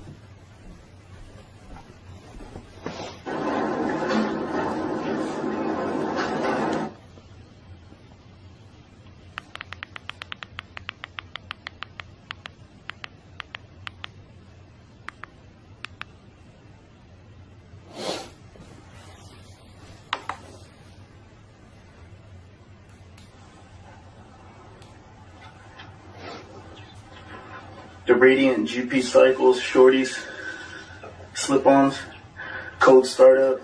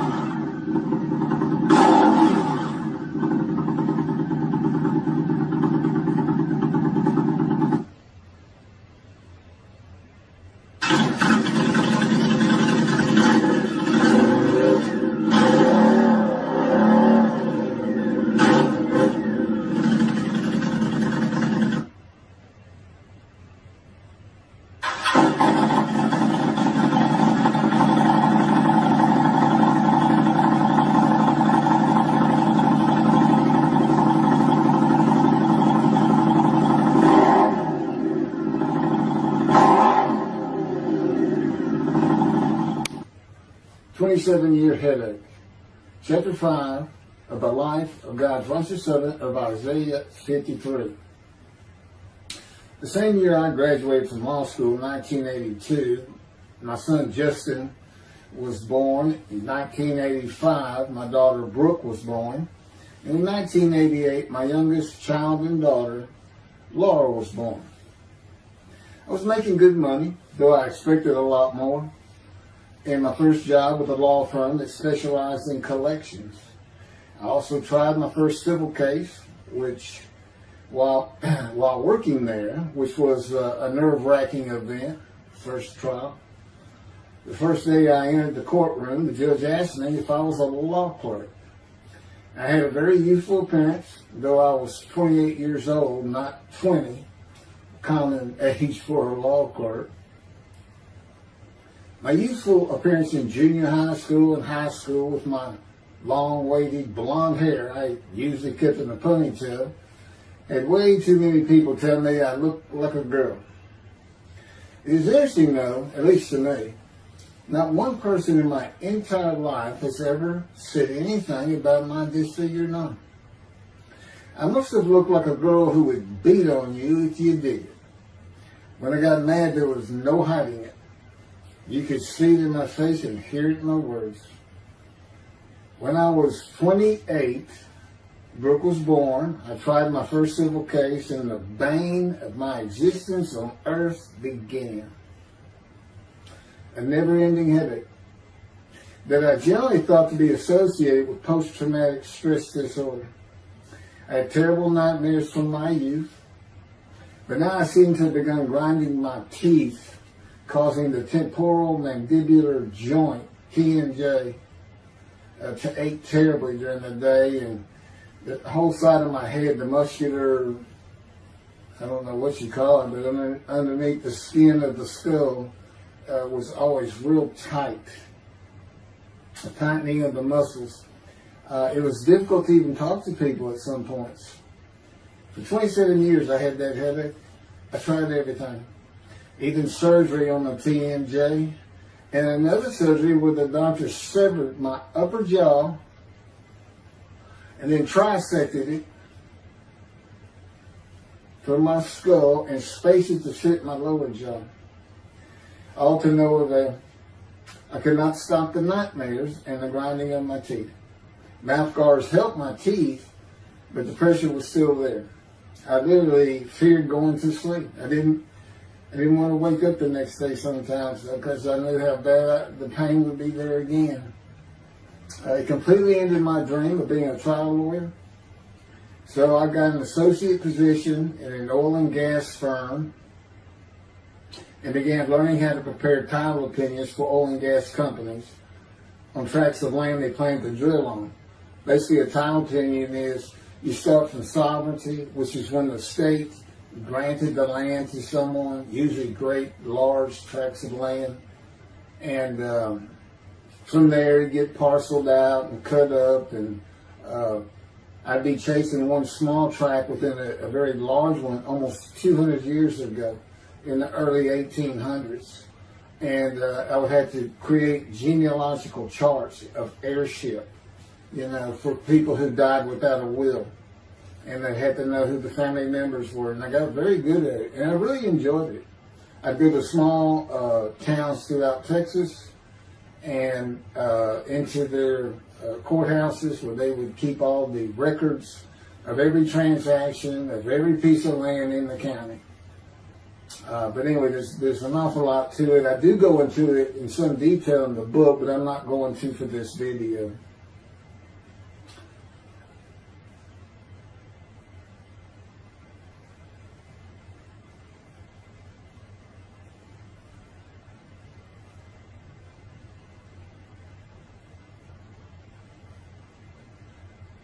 Eventually, I had my own firm. It's just me. In my own office, and I was doing very well, though billing hours for title work is generally lower than other areas of the law, by the hour. But I had also been involved in multi-million-dollar sales of production between oil and gas companies, probated wills, prepared affidavits of heirship, worked with landmen to fix title defects, appellate work, including arguments before justices, plea bargaining in criminal cases for defendants, and anything else that came my way. Then it all stopped, and once again I was fighting for my life in 2001. This is chapter 6, skin, colon, and lung cancer. Oh, just, God would have me tell you, he gave me those headaches. When he came to me, I stopped having nightmares. He provides my dreams for me now. And often as a learning experience. But the grinding of the teeth, everything stopped, and I thought it was just because I wasn't having nightmares. And took away any symptoms of PTSD, for which I was receiving money from an insurance company for disability, partial disability. And that went on for about 7 years. Then one day we're out walking, year 7 of 13, and I had that headache. It just came, and I just stopped. And I said, "You got to be kidding. You did not give me those headaches." He said, "Yes, I did. It's necessary. You are considered the suffering servant of Isaiah 53. You had to suffer your entire life until you're suitable for my purpose," and that includes fitting every verse of Isaiah 53. At that time, I finally read it, 7 years into all this. It was about year 2, I think. But yeah, he did. And, I ended up taking painkillers left and right and drinking with it, as so many people do. I was able to maintain, my life, my work, and everything, but it was enough to put the strain on my marriage that I pretty much blame myself for it. And I told him I did it. That's the only time I got hot. Disfiguring me, gut shot, those things, they didn't bother me. But I said, you hurt my children terribly with that. Because I became a bad father. I wasn't the father I could be. They love me and I love them. We don't have any serious risks. They're off living their lives and they're all doing great.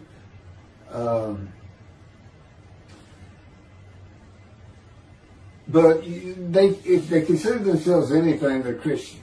And although I don't think any of them are overtly religious, or that they're in church every Sunday or anything like that, but when I started going to the conservative synagogue here in town, and I told them I was converting to be Jewish, they're pretty much just that. Just saying I would be a Jew, I guess. I'm not sure that I didn't believe in Jesus. It was probably more of it, God says. But really haven't talked to them much at all in 7 or 8 years. But anyway, so God gave me the headaches, just to make sure.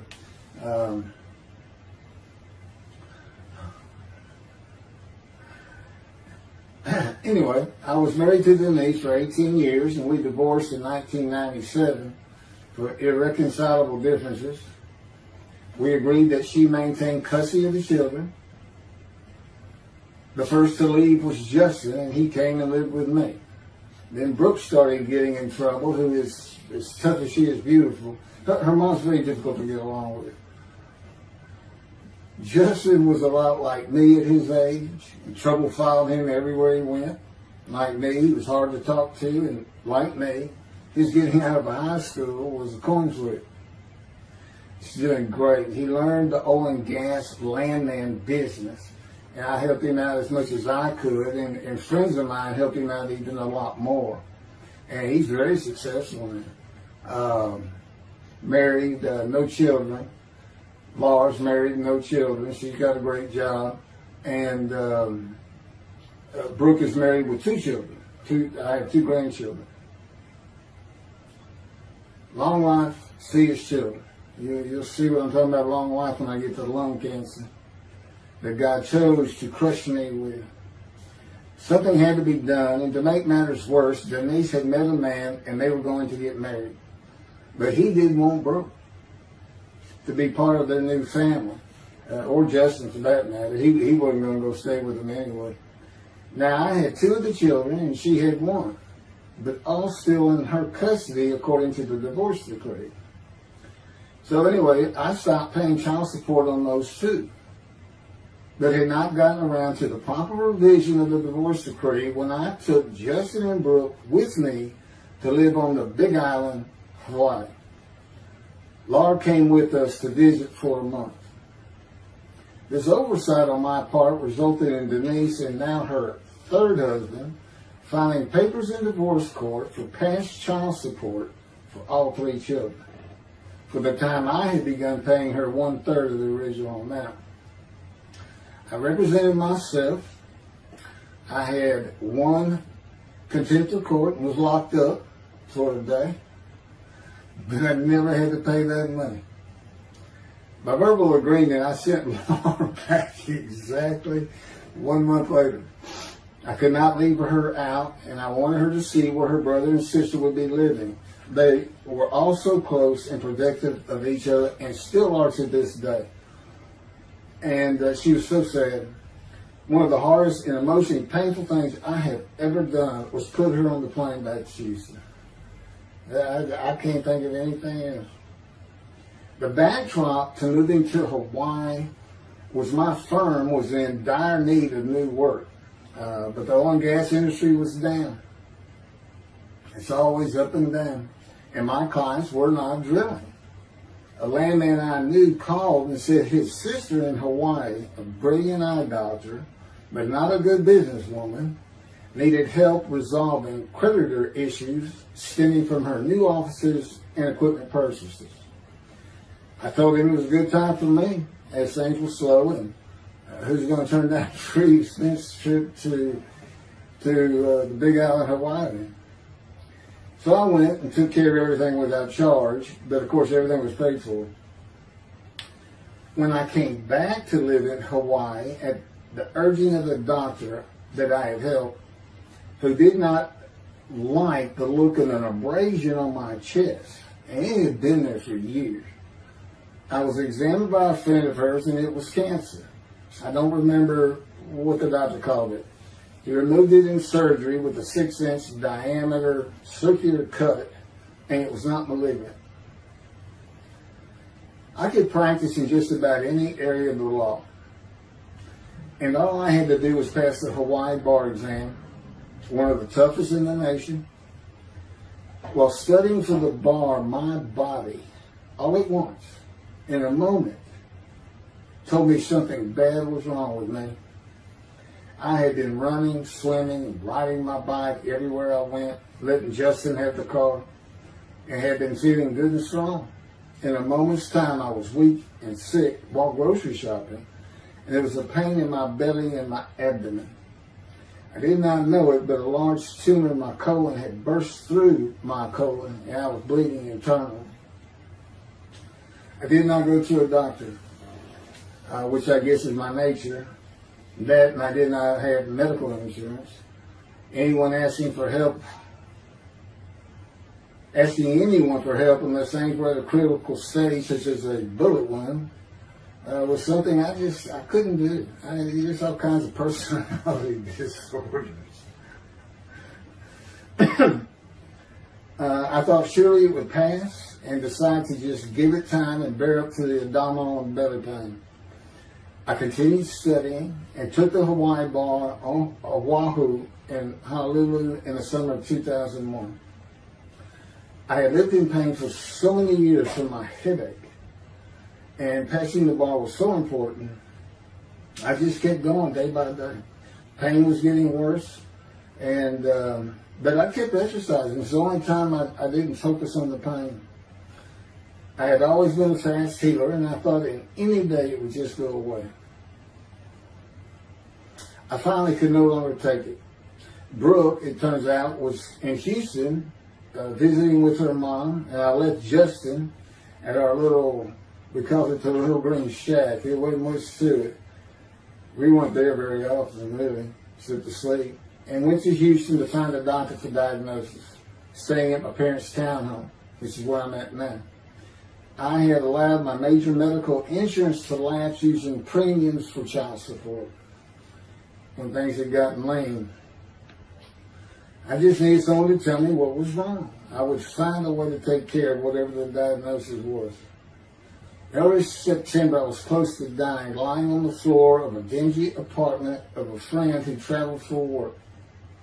I could no longer get up to even try and get medical help. And I had not told anyone how bad it had become. Then the planes hit New York. Seeing how grief-stricken so many relatives were on the news, I began to think for the first time how awful my children would feel when they found out how and where I died all alone. So I asked my father, again, it's hard for me to ask people for things, for the money to pay for a colon examination that had been suggested by a doctor at one of those clinics you find in a strip mall, the only places I could afford. The doctor who performed the colonoscopy finally found what was making me so ill and unable to eat. A malignant tumor 6 to 8 inches long that had burst through my colon, and I was bleeding internally. You know, I come out of anesthesia, partial anesthesia, and he's holding this picture, and it's this great big purple blob, and he says, I couldn't get the scope past this. It's not a good way to wake up. To say it crushed me in my life is an understatement. The pain, the weight loss, inability to eat, all I could do was drink calorie drinks. Began about 4 months before the colon examination. That was 4 months of sheer pain. But as it turns out, I did pass the Hawaii bar exam. It was now early October 2001. The doctor told me, look, you don't have insurance. Go to Bentop Hospital. That's the hospital I went to when I got gunshot. I prefer gut shot. It sounds better. Yes, man. And he gave me the pictures from the procedure showing what he could not get the scope past. Just shaking his head and saying, you should have come in much earlier. So I went to Bentop thinking I was here in 75 on October 5, dying. But I did survive, and here I am again on the first week of October 2001. I showed the pictures to the admitting nurse. Instead of them sending me to the waiting room, she just looked at me and she said, this is a public hospital. I mean, you can wait all day long to have a cold check. She looked at me and said, why did you wait so long? And how are you still alive? And I told her, I have no idea. She did not send me to the waiting room. They had an orderly take me immediately to a room. There they hooked me up to a morphine machine where I could hit a button at a time interval I can no longer remember and receive a small dose. I do know I never missed one.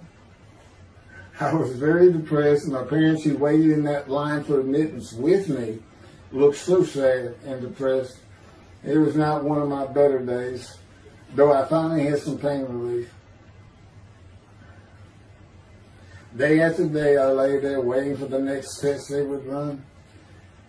It was during this time I received notification that Denise had filed papers in the divorce court to recover monies for the time I was taking care of 2 of the children. It's also when I received notification from Hawaii that I had passed the bar exam.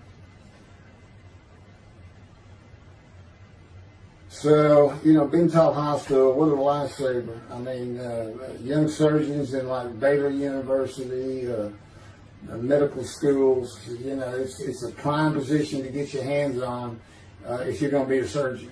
Because you're in surgery all day long and all night long, as long as you can stand up. They're bringing people in. It's just a real hot spot in Houston and a great hospital. But it's not a place you want to stay.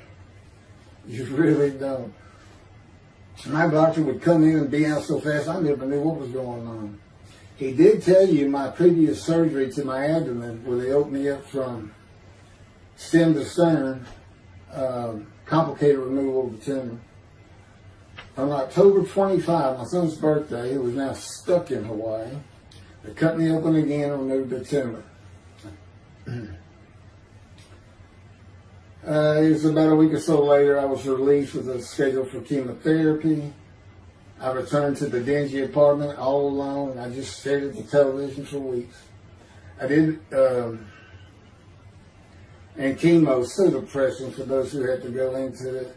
A small room with big chairs for about 20 people who all looked like death, including me. Everyone with an assortment of bags of chemo dripping into our arms for hours. It took about 8 hours before I really got sick from it. And I had to park a long way to avoid paying for parking and drive a long way to the apartment. It was a very gloomy fall and winter. When I completed my chemo of once a week for 6 or 9 months, more tests were scheduled. I do not remember how many months the chemo lasted.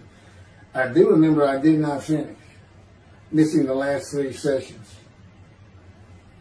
At the end, I could not get out of the door without bursting into tears and just not go. It just wore me down to nothing. On the right side, it was my goal. I had my own apartment called the Loft.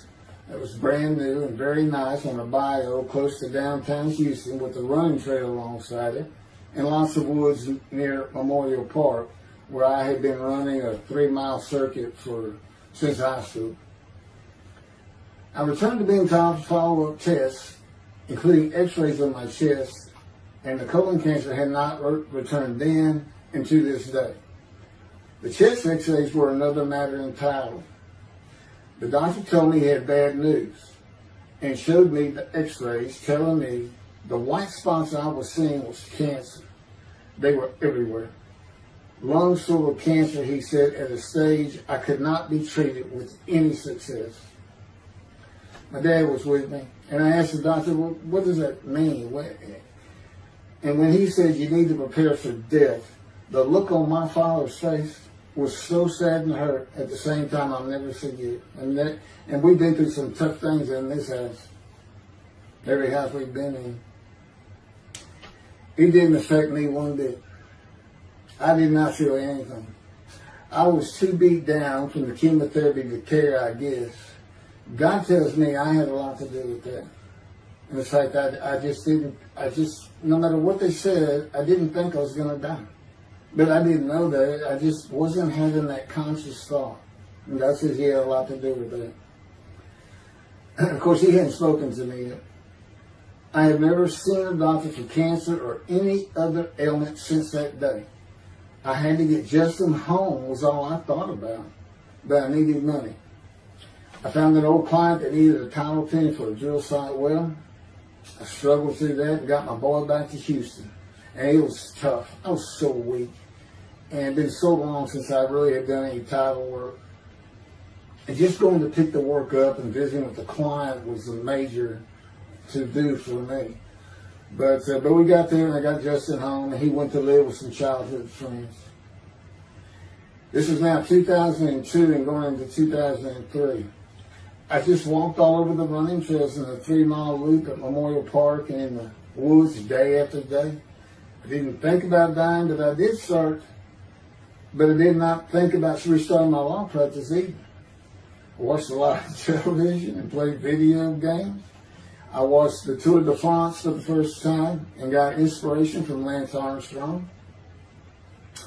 I was still alive though, and the funny thing was my lungs never bothered me. I was never sick. It's because God had already removed it. After I got the news I was dying of lung cancer, he took them from me. That's what he tells me. And I don't have any symptoms. As you'll see right here, in 2005, I picked up some title work here and there and made an office out of my loft.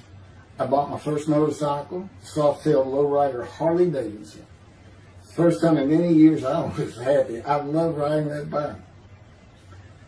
In 2006, I did some landman work for standard day wages and began dieting and running.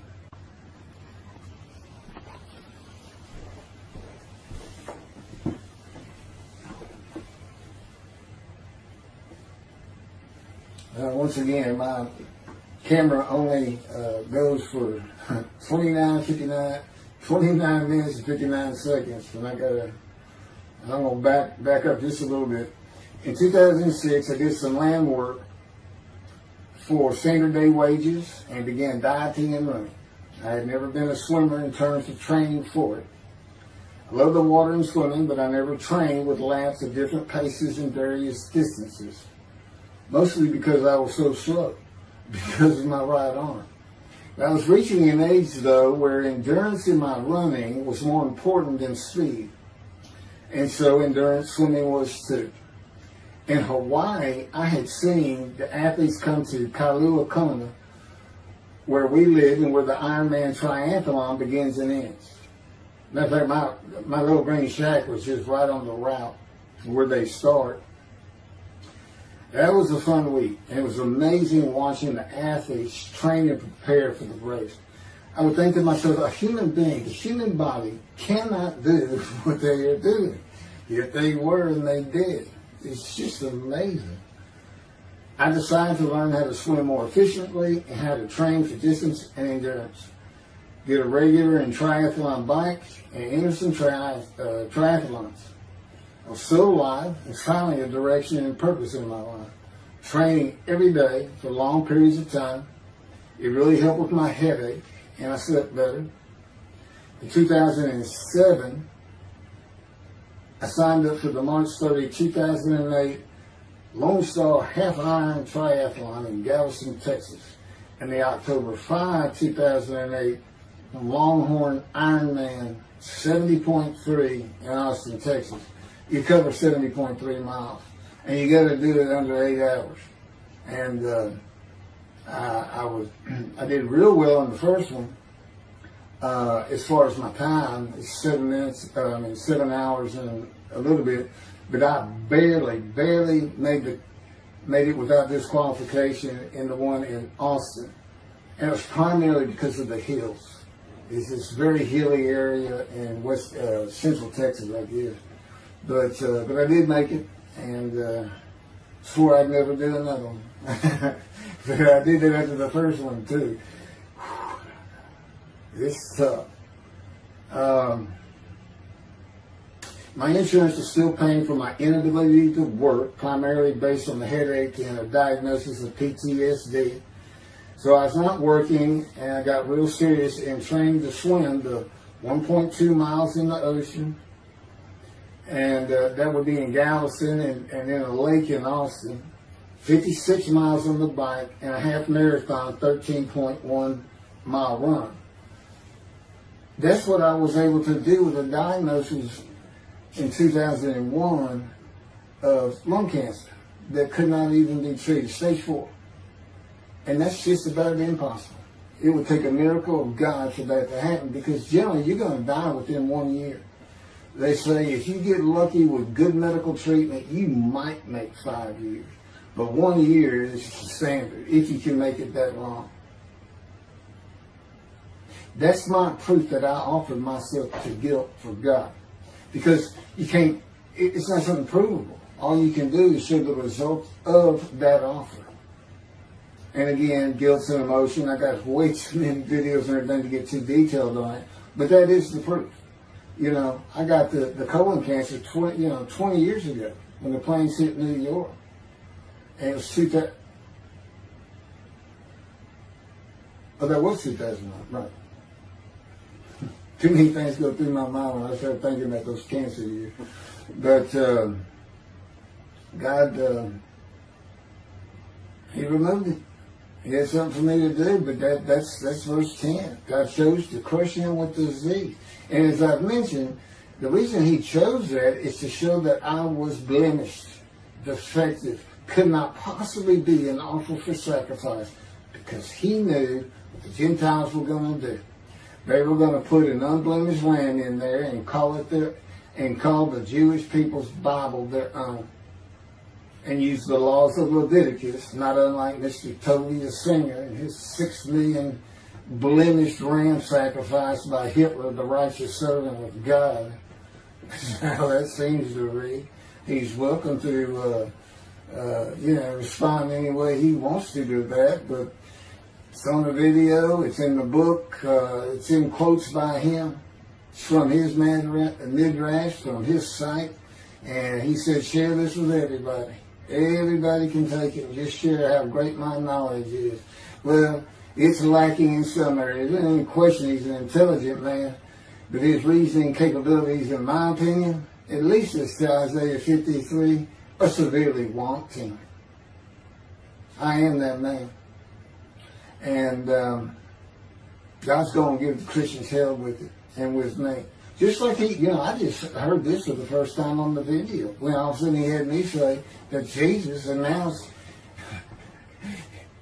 he wasn't the man of Isaiah 53 on the cross. When he said, Father, Father, Father, why are you forsaking me? Because he was about to die.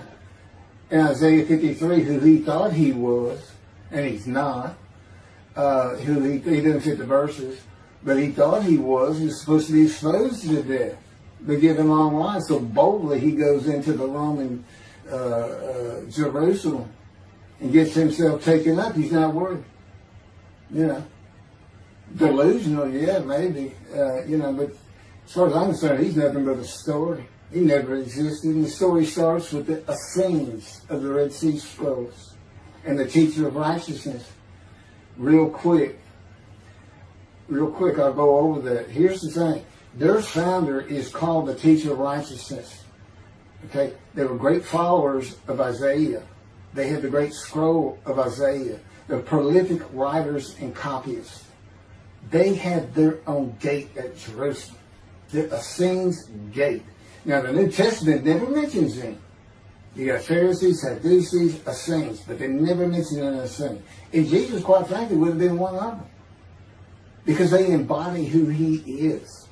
They didn't like riches, hated sinning. They didn't like material things. They removed themselves from Jerusalem, in the most part, to those caves by the Dead Sea for that very reason. But they did have a gate. They still had people who would be there, and you know what they would do at the gates? Tell stories. That's what you do. You tell stories, and it is a great story. Here's this guy, he's connected with God. Back then they believed men were gods. Caesar was a god. Over in Egypt you had the same thing going on. It's a common thought that men could be gods. And this story just springs up. And they didn't even question. They'd have gone and questioned it. I mean, they're sitting right front and center in Jerusalem. You think they didn't hear? This man walking on water, raising the dead, feeding 5,000 with 2 fish and 5 loaves, turning water to wine. That alone, Rome would have said, Caesar would have said, he does what? He turns water to wine. Bring him to me. Don't touch a hair on his head. You don't kill the man who turns water to wine. You send him out with your armies. Make your men happy. It's there's so many ridiculous aspects to it. Most particularly, God performed a human sacrifice for the sinning Gentiles. He's left the sinning Jews for the sinning Gentiles. But he gives them an out, these Gentiles, not his church. He gives them an out. I'm going to kill my son for you. So that you'll be forgiven of violating my commandments and laws. If anybody knows God, and the Jews do, and I know him like nobody's business, that's not him. That's not him. I mean, he told the Jews, I'm never going to leave you, but I will punish you. Now that's him. That's him. And he'll put you to hell just to make you a better person, a better people. And he has no plans of changing that. He's not going to change the minds and the thinking of billions of people to make them love the Jew. He's just not going to do it. And the practicality is he didn't create man for him to even be able to do that. Now, he could have created humanity where he could do that. He could change the mind of everybody at the same time. But I'll tell you on this, he's been working on my mind for 13 years. It is one brutal it's a very one-on-one affair. Now, he says, I could just kill everybody. I mean, that's easy enough. That's easy. I could just kill everyone, but He said, that's not, it's all about this. You got to know how to read the Bible. It's written for antiquity first and the Dark Ages, and then the Age of Enlightenment. I mean, basically he's saying you've got to go back over it. You've got to check these guys. You've got to check Rambam and his speech. God's going to make the world speak Hebrew.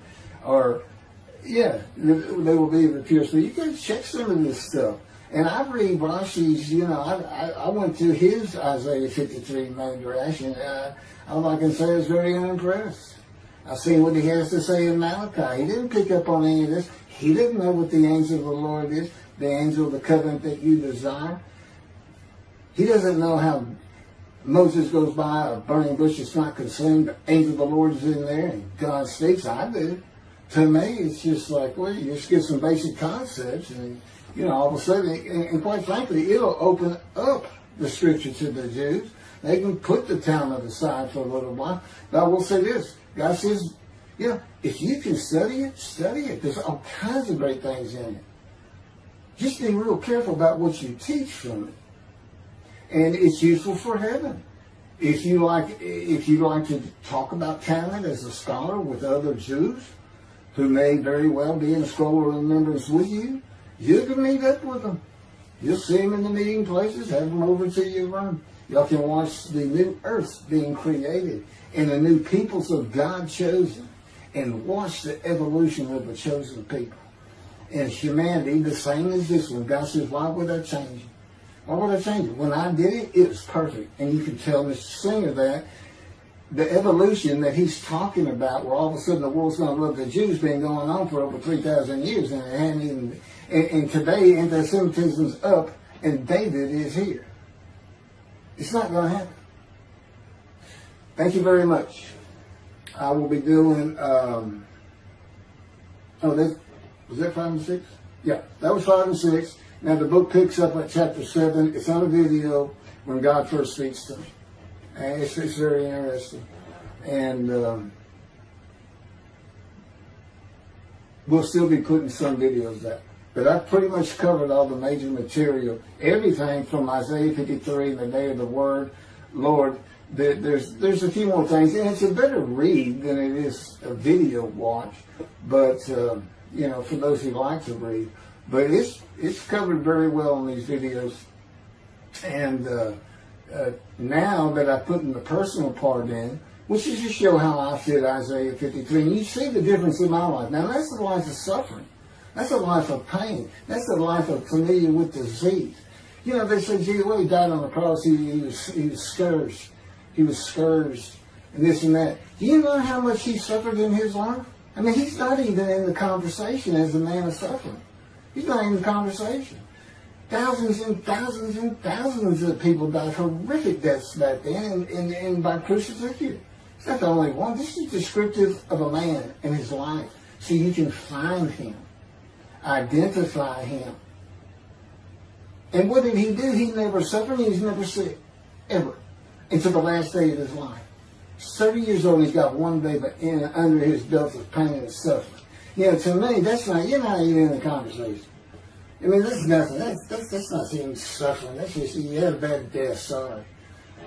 You got whipped first. You got whipped. One gospel says that the scourging was an open-handed slap to the face. Now, the other three do say scourge. But then and then every movie you see, he's carrying that cross. He's all whooped up and bleeding, this and that. He carries the cross in one gospel only. In the other three, it's carried for him.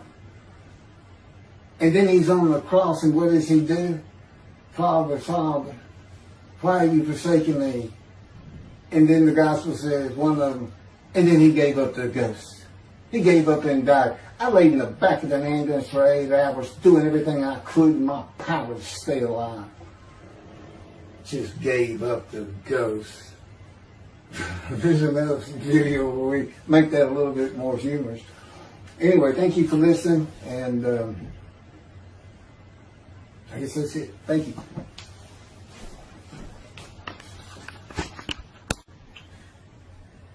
This is a video that leads into a brand new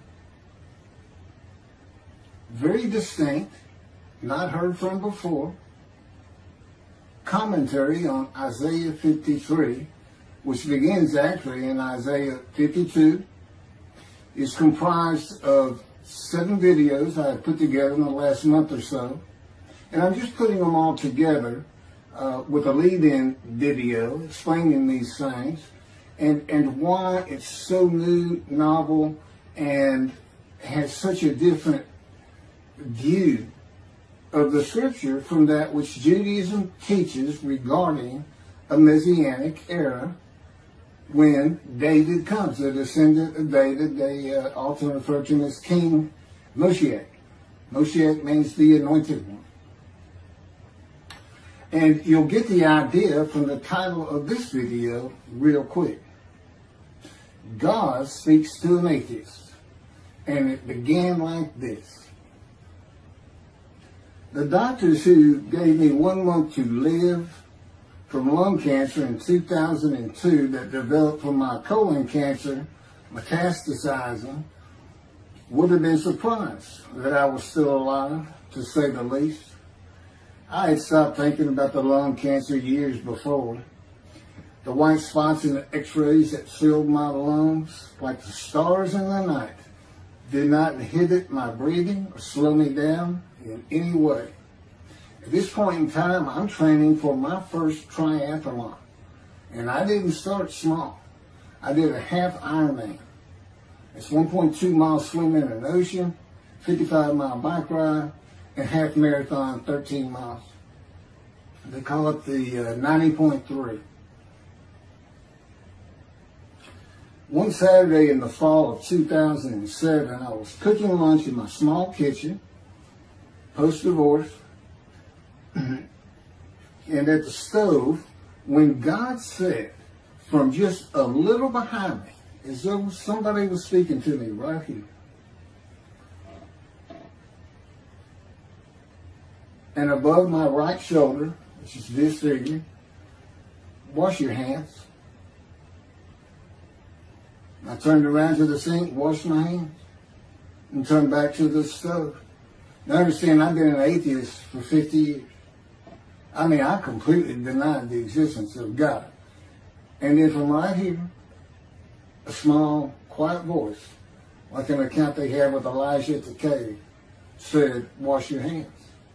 And I simply turned around, washed my hands, and went back to the stove. I didn't say a word to him. I didn't even keep thinking about it. I just did it. That was it. It was as though he had always been there. Just as to Adam. That's what I liken it to. And he dictated this to me. This is from my book, the book of my life that God dictated to me. It's called The Righteous Servant of God of Isaiah 53. No, the life of God's righteous servant of Isaiah 53. And he put it together.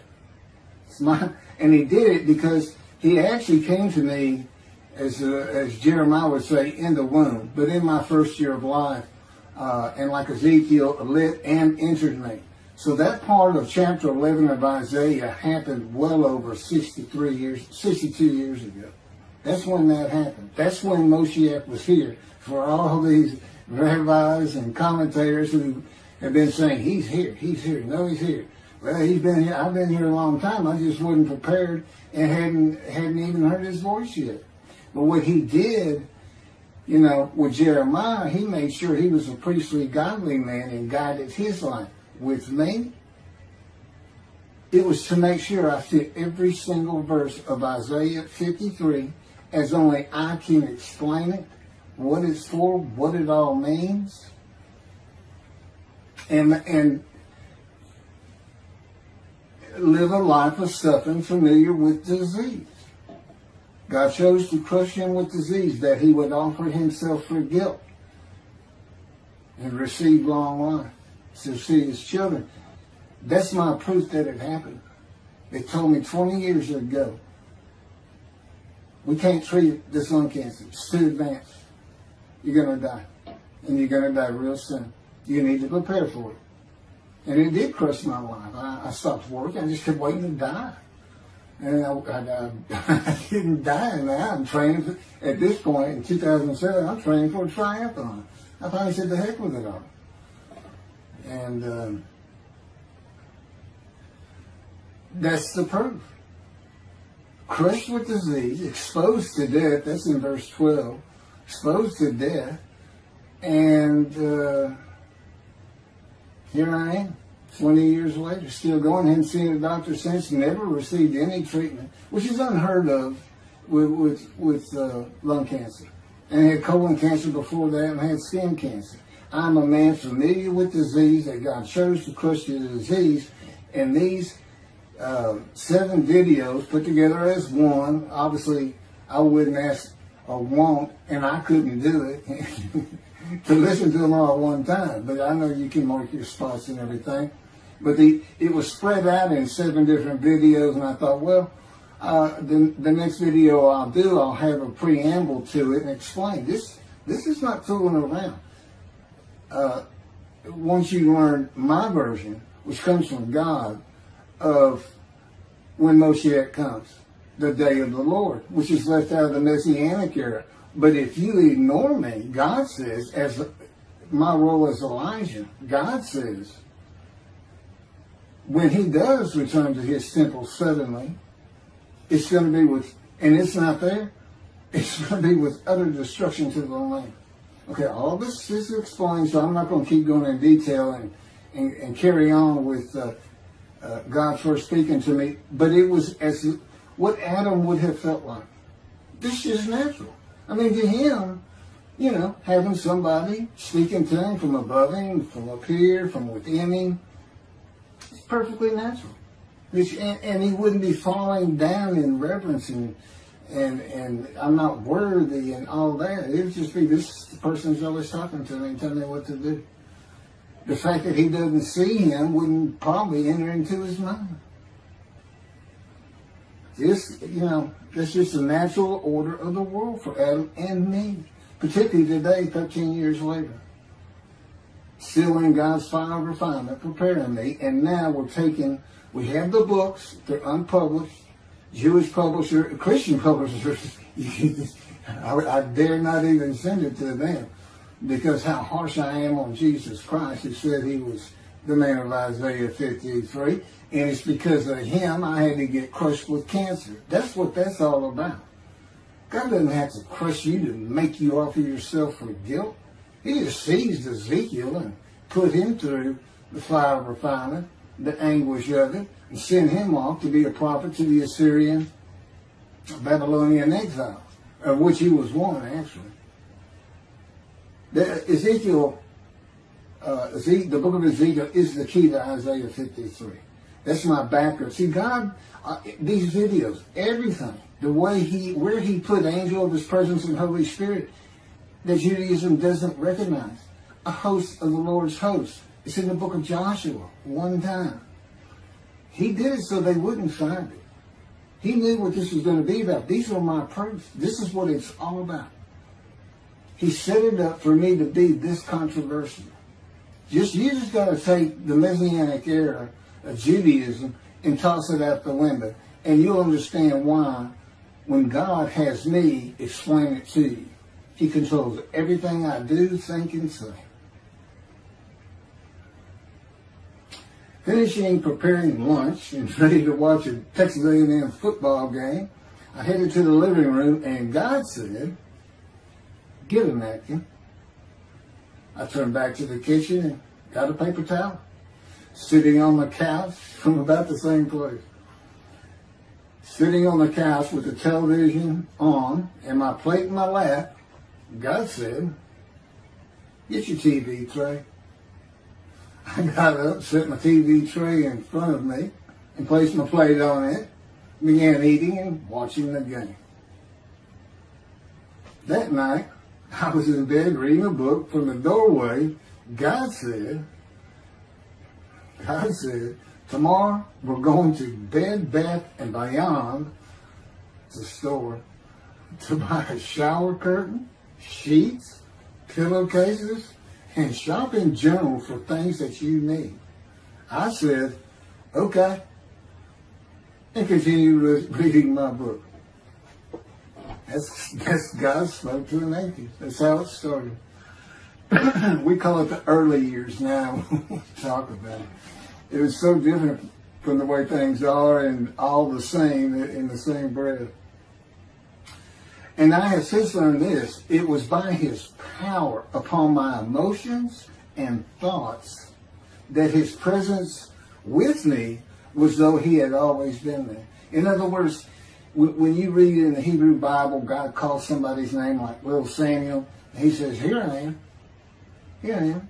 Now there's some accounts of people falling to the ground, but he can put a silent knowing to you. He can put knowledge within you, your mind, where you never hear a word from him. In other words, put into your mind the God of all creation is about to speak to you. And he doesn't have to say, stay calm. He controls emotions. He told me, Keith, I created emotion. And there's nothing I can't do with yours, and believe me, it's been proven to me. I'm not going to get into all that. And then this story goes on. It turns out he had been like Jeremiah from the womb when he passed by that. I've never been affiliated with any church or synagogue. I've never had any teaching from yeshiva or seminary. Throughout my life, I did not. Let's put it this way. I was the actual opposite of Jesus Christ. Actual opposite. I'm a sinner. You know, I mean, he took me back. He said, look, you know, because I said, well, I wasn't that bad of a sinner. I was. He said, really? Here we go off in vision like the story of Scrooge and the Ghost of Christmas Past. I started getting smart with him. This is us talking friend to friend. I can talk to him like he's just a buddy sometimes. There is a line I know not to cross. I said, why would you call that a sin? Why is that a sin?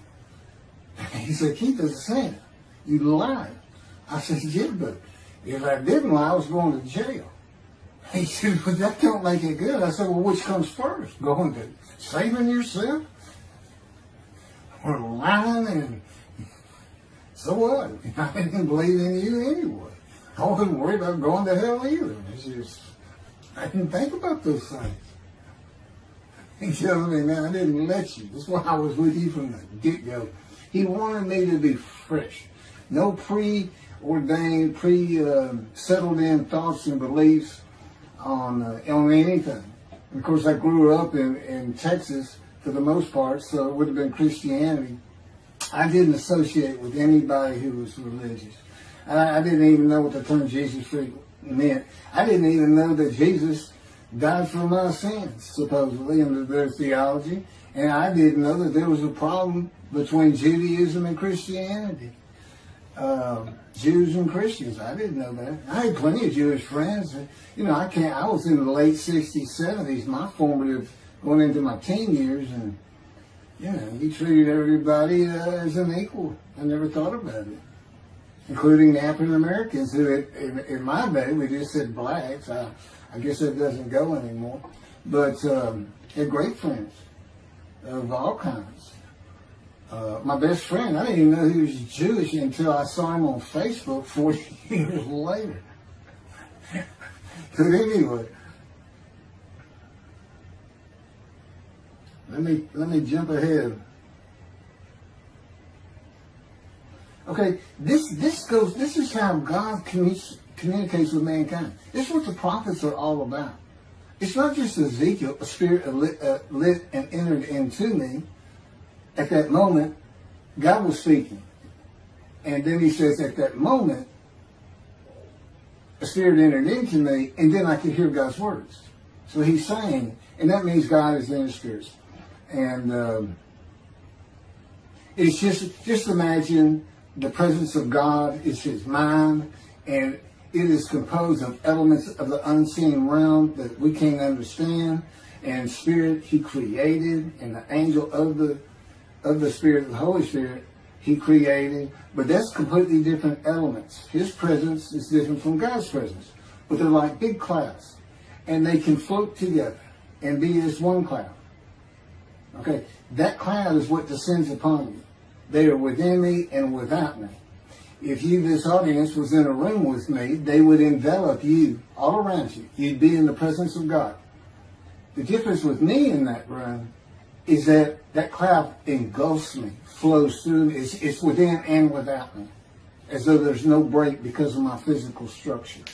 My little spirit is a little cloud that also drifted in. That's what it is. And it happened with all the prophets. If they spoke God's words, he was talking to them. He was telling them, write this down. Write this down. All these 20 books or so, of the books of the prophets. Ezekiel, write this down. Set this up. Jeremiah, write this down. See, a time is coming. Well, that's the time in Malachi. It all comes together, and you'll find it in all these videos. So, and it doesn't just include Moses and the prophets. The man who wrestled with Jacob. Jacob says he wrestled with a man in divine beings. Well, you know, Judaism doesn't acknowledge the Holy Spirit as the person, which is beyond belief, because there's so many references that this is clearly a person, the angel of his presence. But it's just God going to a man saying, hey, wake up, I'm the God of this land. See this man over here sleeping? His name's Jacob. He's got his head on a rock. Go jump on him, start wrestling. Don't worry about it. I'm going to orchestrate the whole thing. You'll be fine. And the guy would have said, here I am, let's go. That's how he does. And Judaism says the man in divine beings is an angel. No, you know. That'd be like saying, I'm an angel. And you wouldn't want to say that. Well, you wouldn't want to say it to me before he came to me, because that made me mad. But I had a hell of a temper, just like Moses did, and like Ezekiel did. And God knows how to knock it out of you, to where you smile and laugh a lot. Because I never used to. No, well, you got to read the book, and you'll get it. You'll get it. I'm just, you know, just like a lot of people, I've been through too much, hurt too much, suffered too much to have any thought that there's anybody upstairs, you know, who cares about me. It's just don't even mention his name around me. We're either gonna fight or I'm leaving for it, and you'll never see me again. No, do that, because it just makes me angry. All that's gone, by the way. Lots of stories on that. Oh, and the Spirit speaks. He's got his own personality. He's angelic. He has a very childlike voice. And he's just nothing but a ball of humor. He didn't ask me to say he's the greatest comedian of all times of the universe. And he's just a joy to talk to him. And he has the smarts of God, as he tells me. But I have instant communication with him. I have instant communication with God. It's like there's three persons in my mind. This one cloud is three clouds. It's two spirits in the elements of God's mind. And slow process of 13 years, and it's 13 years of, and this is from Isaiah 53, punishment, wounding, chastisement, maltreatment, crushing, bruising. And I'm telling you, he's relentless. These are the stories, and I have a lot more once I get to Israel, and I have full confidence God's going to get it done. That's one thing I don't worry about. 13 years, a year and a half of trying to get books published, denied by everybody who even bothered to answer me, because it's just so different. And it can only go to Jewish publishers, and it's just like, well, this isn't the stuff we believe, and it sounds like he's saying it's him, and this and that. Well, I was. God said I made sure I didn't get them published. I wanted to do the videos first. You see, I'm not on the executive committee. I don't know what's going on 99% of the time. I don't know what I'm going to have for dinner. I no longer have self-will. I can't ask him for anything. There's all kinds of reasons for that, such as, you know, if one of my kids gets sick and he doesn't heal them up, you know, cancer or something, Am I going to be disappointed? Am I going to be hurt? The answer is no. He's trained me too well to even bother asking him. If he's going to do it, he's going to do it. I know he has the knowledge, and he's right here with me. So, it's a long, detailed process. I know things from his perspective. This is another reason the Messianic era is not going to happen. And it comes out in these films. But the Holy Spirit, the angel of his presence, we're friends. God says, I can't be friends with human beings. I said, well, we're friendly with each other. He said, yes, that's right. I said, I Googled this, and technically you are my friend. He said, well, I know, but I just don't acknowledge you. I said, why? He said, because I'm God. That's the way I am. I get to do whatever I want. Now, he's just messing with me. It's just like having a friend. Of course, it's a true statement. He can do whatever he wants. But he's pretty stately and regal. But, again, we live together. I've lived with him for 13 years now. And it's never going to end until I die. I wouldn't even know what to do. And he said, if I let you, you're going to fall down dead. You're not supposed to be alive. I keep you alive. He said, I took that cancer from you, but I just put it back in if you do something that makes me want to leave. I said, well, what am I going to do? No self-will.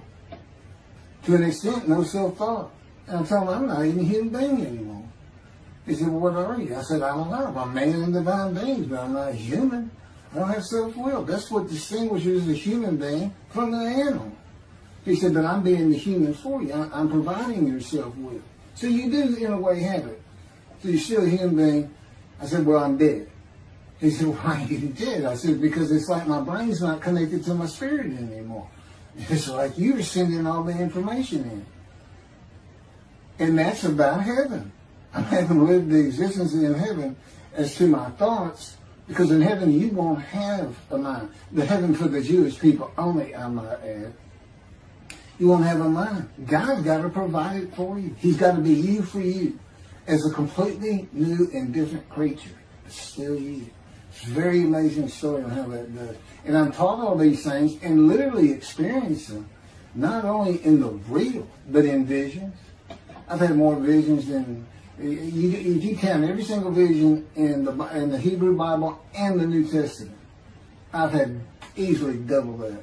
And I'm a walking visual.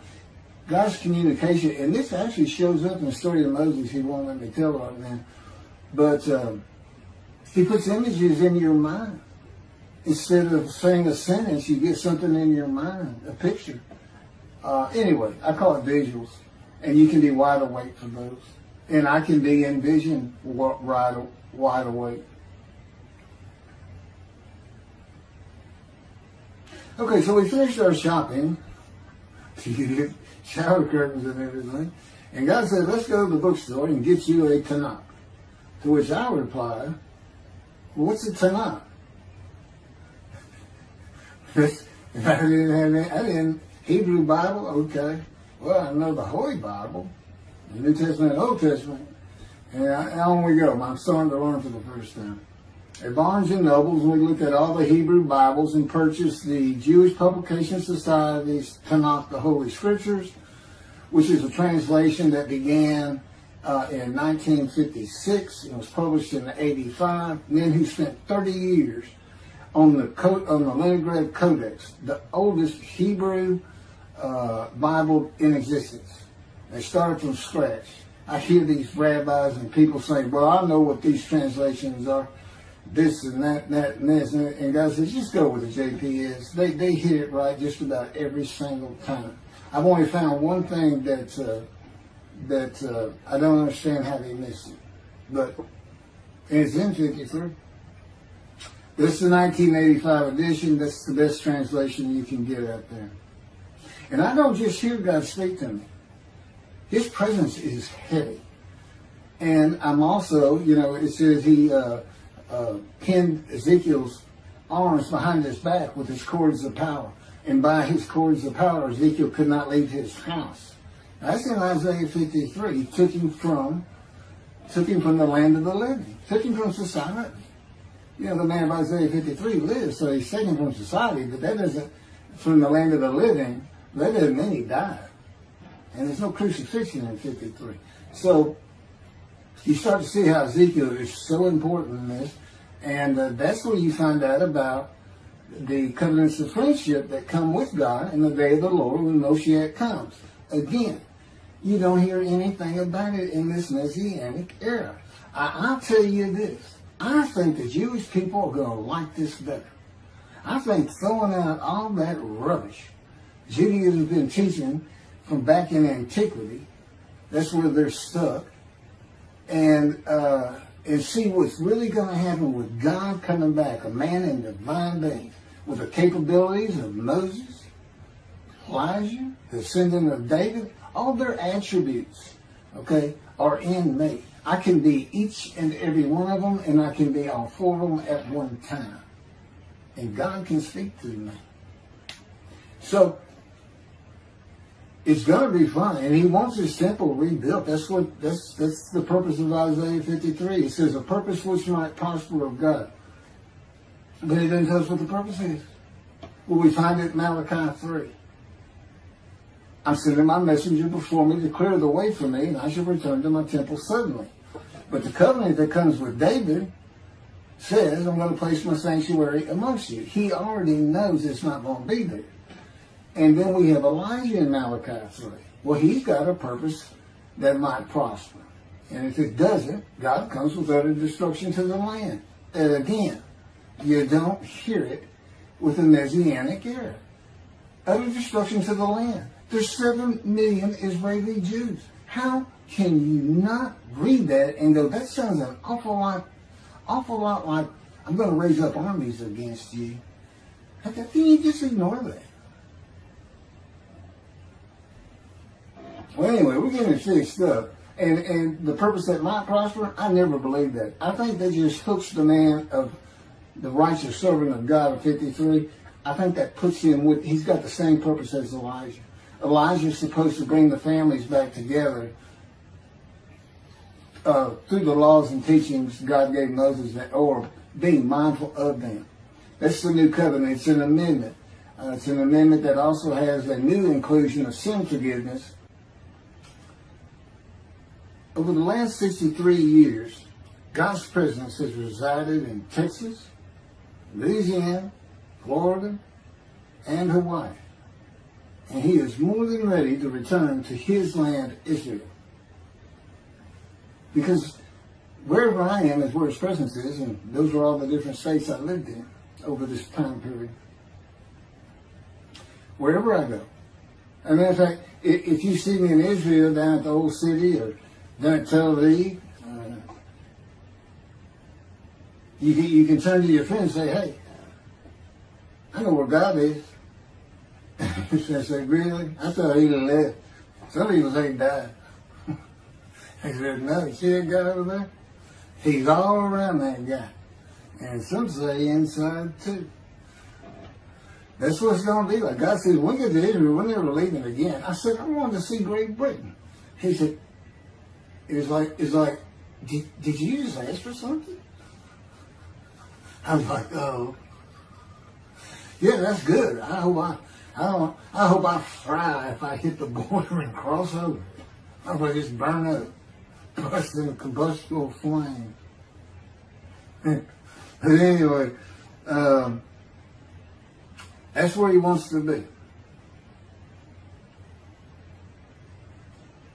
And I'm assured he's going to get there. This purpose that might prosper, again, I think it just shows the purpose of the righteous servant and a purpose of Elijah.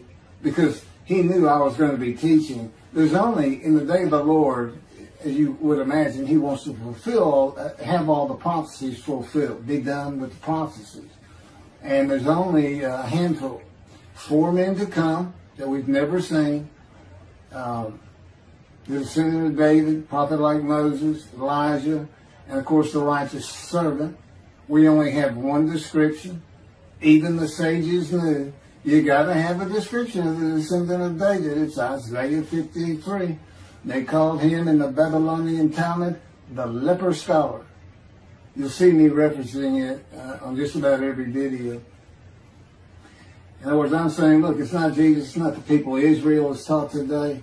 It's this guy from the Talmud that just hadn't come yet. You just didn't have a man that fit the description. Well, you do now. And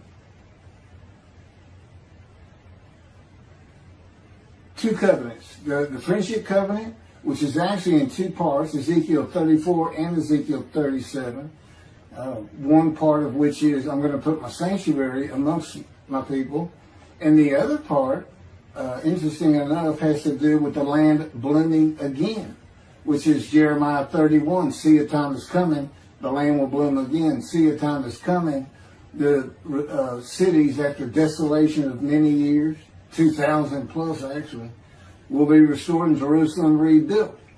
And the Jews shall never be defeated again. Okay, now we just talked about utter destruction likened to armies being raised. But here it is in this friendship covenant, Jerusalem being rebuilt. If that's done, then you'll never be defeated again. So, you look at it and go, well, there's kind of a problem between those two. And what I think it means is he's going to get the temple built now that Jerusalem's been rebuilt and he's come. That this might prosper because, it kind of gets you. So what is the purpose of God might prosper? Who thought you could do everything?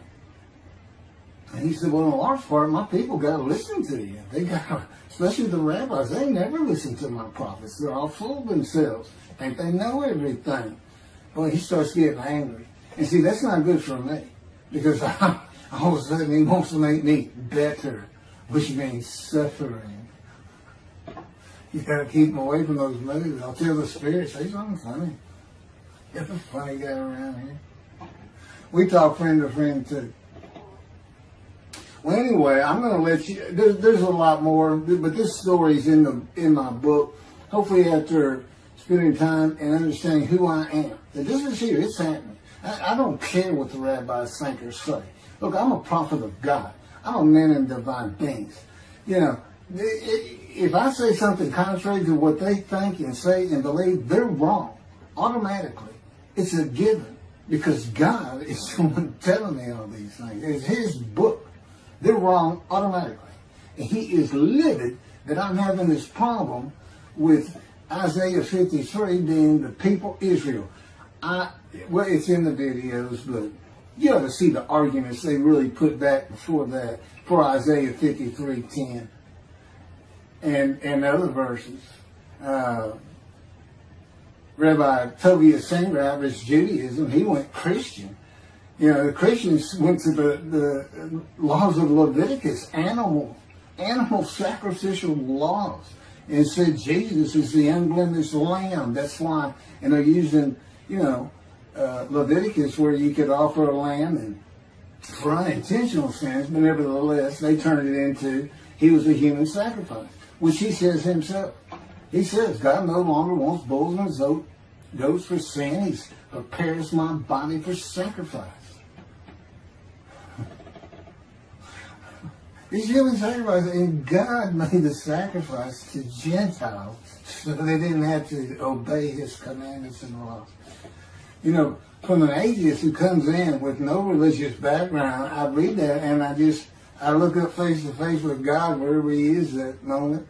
And I say, you got to be kidding me. People believe this? He said about 2 billion right now. So I'm not going to bother trying to tell you how many there's been in 2,000 years. God made a human sacrifice to me so I can go to heaven and I can go kill somebody if I want to. I can go rough, I can go beat my wife and my kids. I accept Jesus again. God was teaching me the New Testament, and this guy at one of these mega churches came to me and says, if you do accept Jesus Christ, you're not just forgiven of all sins that you have committed. You're forgiven of every sin you're going to do in the future. I said, really? He said, yes, really. He said, Jesus knows you're going to do it, and He already forgave you. I said, what? Okay. So, if you're a Christian, you can just sin all the time, because Jesus knew you were going to do it. I hadn't actually heard that taught, but that's the effect. Okay. This year in Jerusalem. Enjoy the books. Don't try to listen the videos. Don't try to watch them all at one time. But what I did is I put them together for you in the order they should be. And I just thought it'd be easier. And we're kind of coming to the end of our videotaping for a little while, it seems like. Again, I'm not on the executive committee with God and His Spirit. I never really know what we're going to do next. And the books are at keithmccarty.wordpress.com. You can find that on my YouTube channel.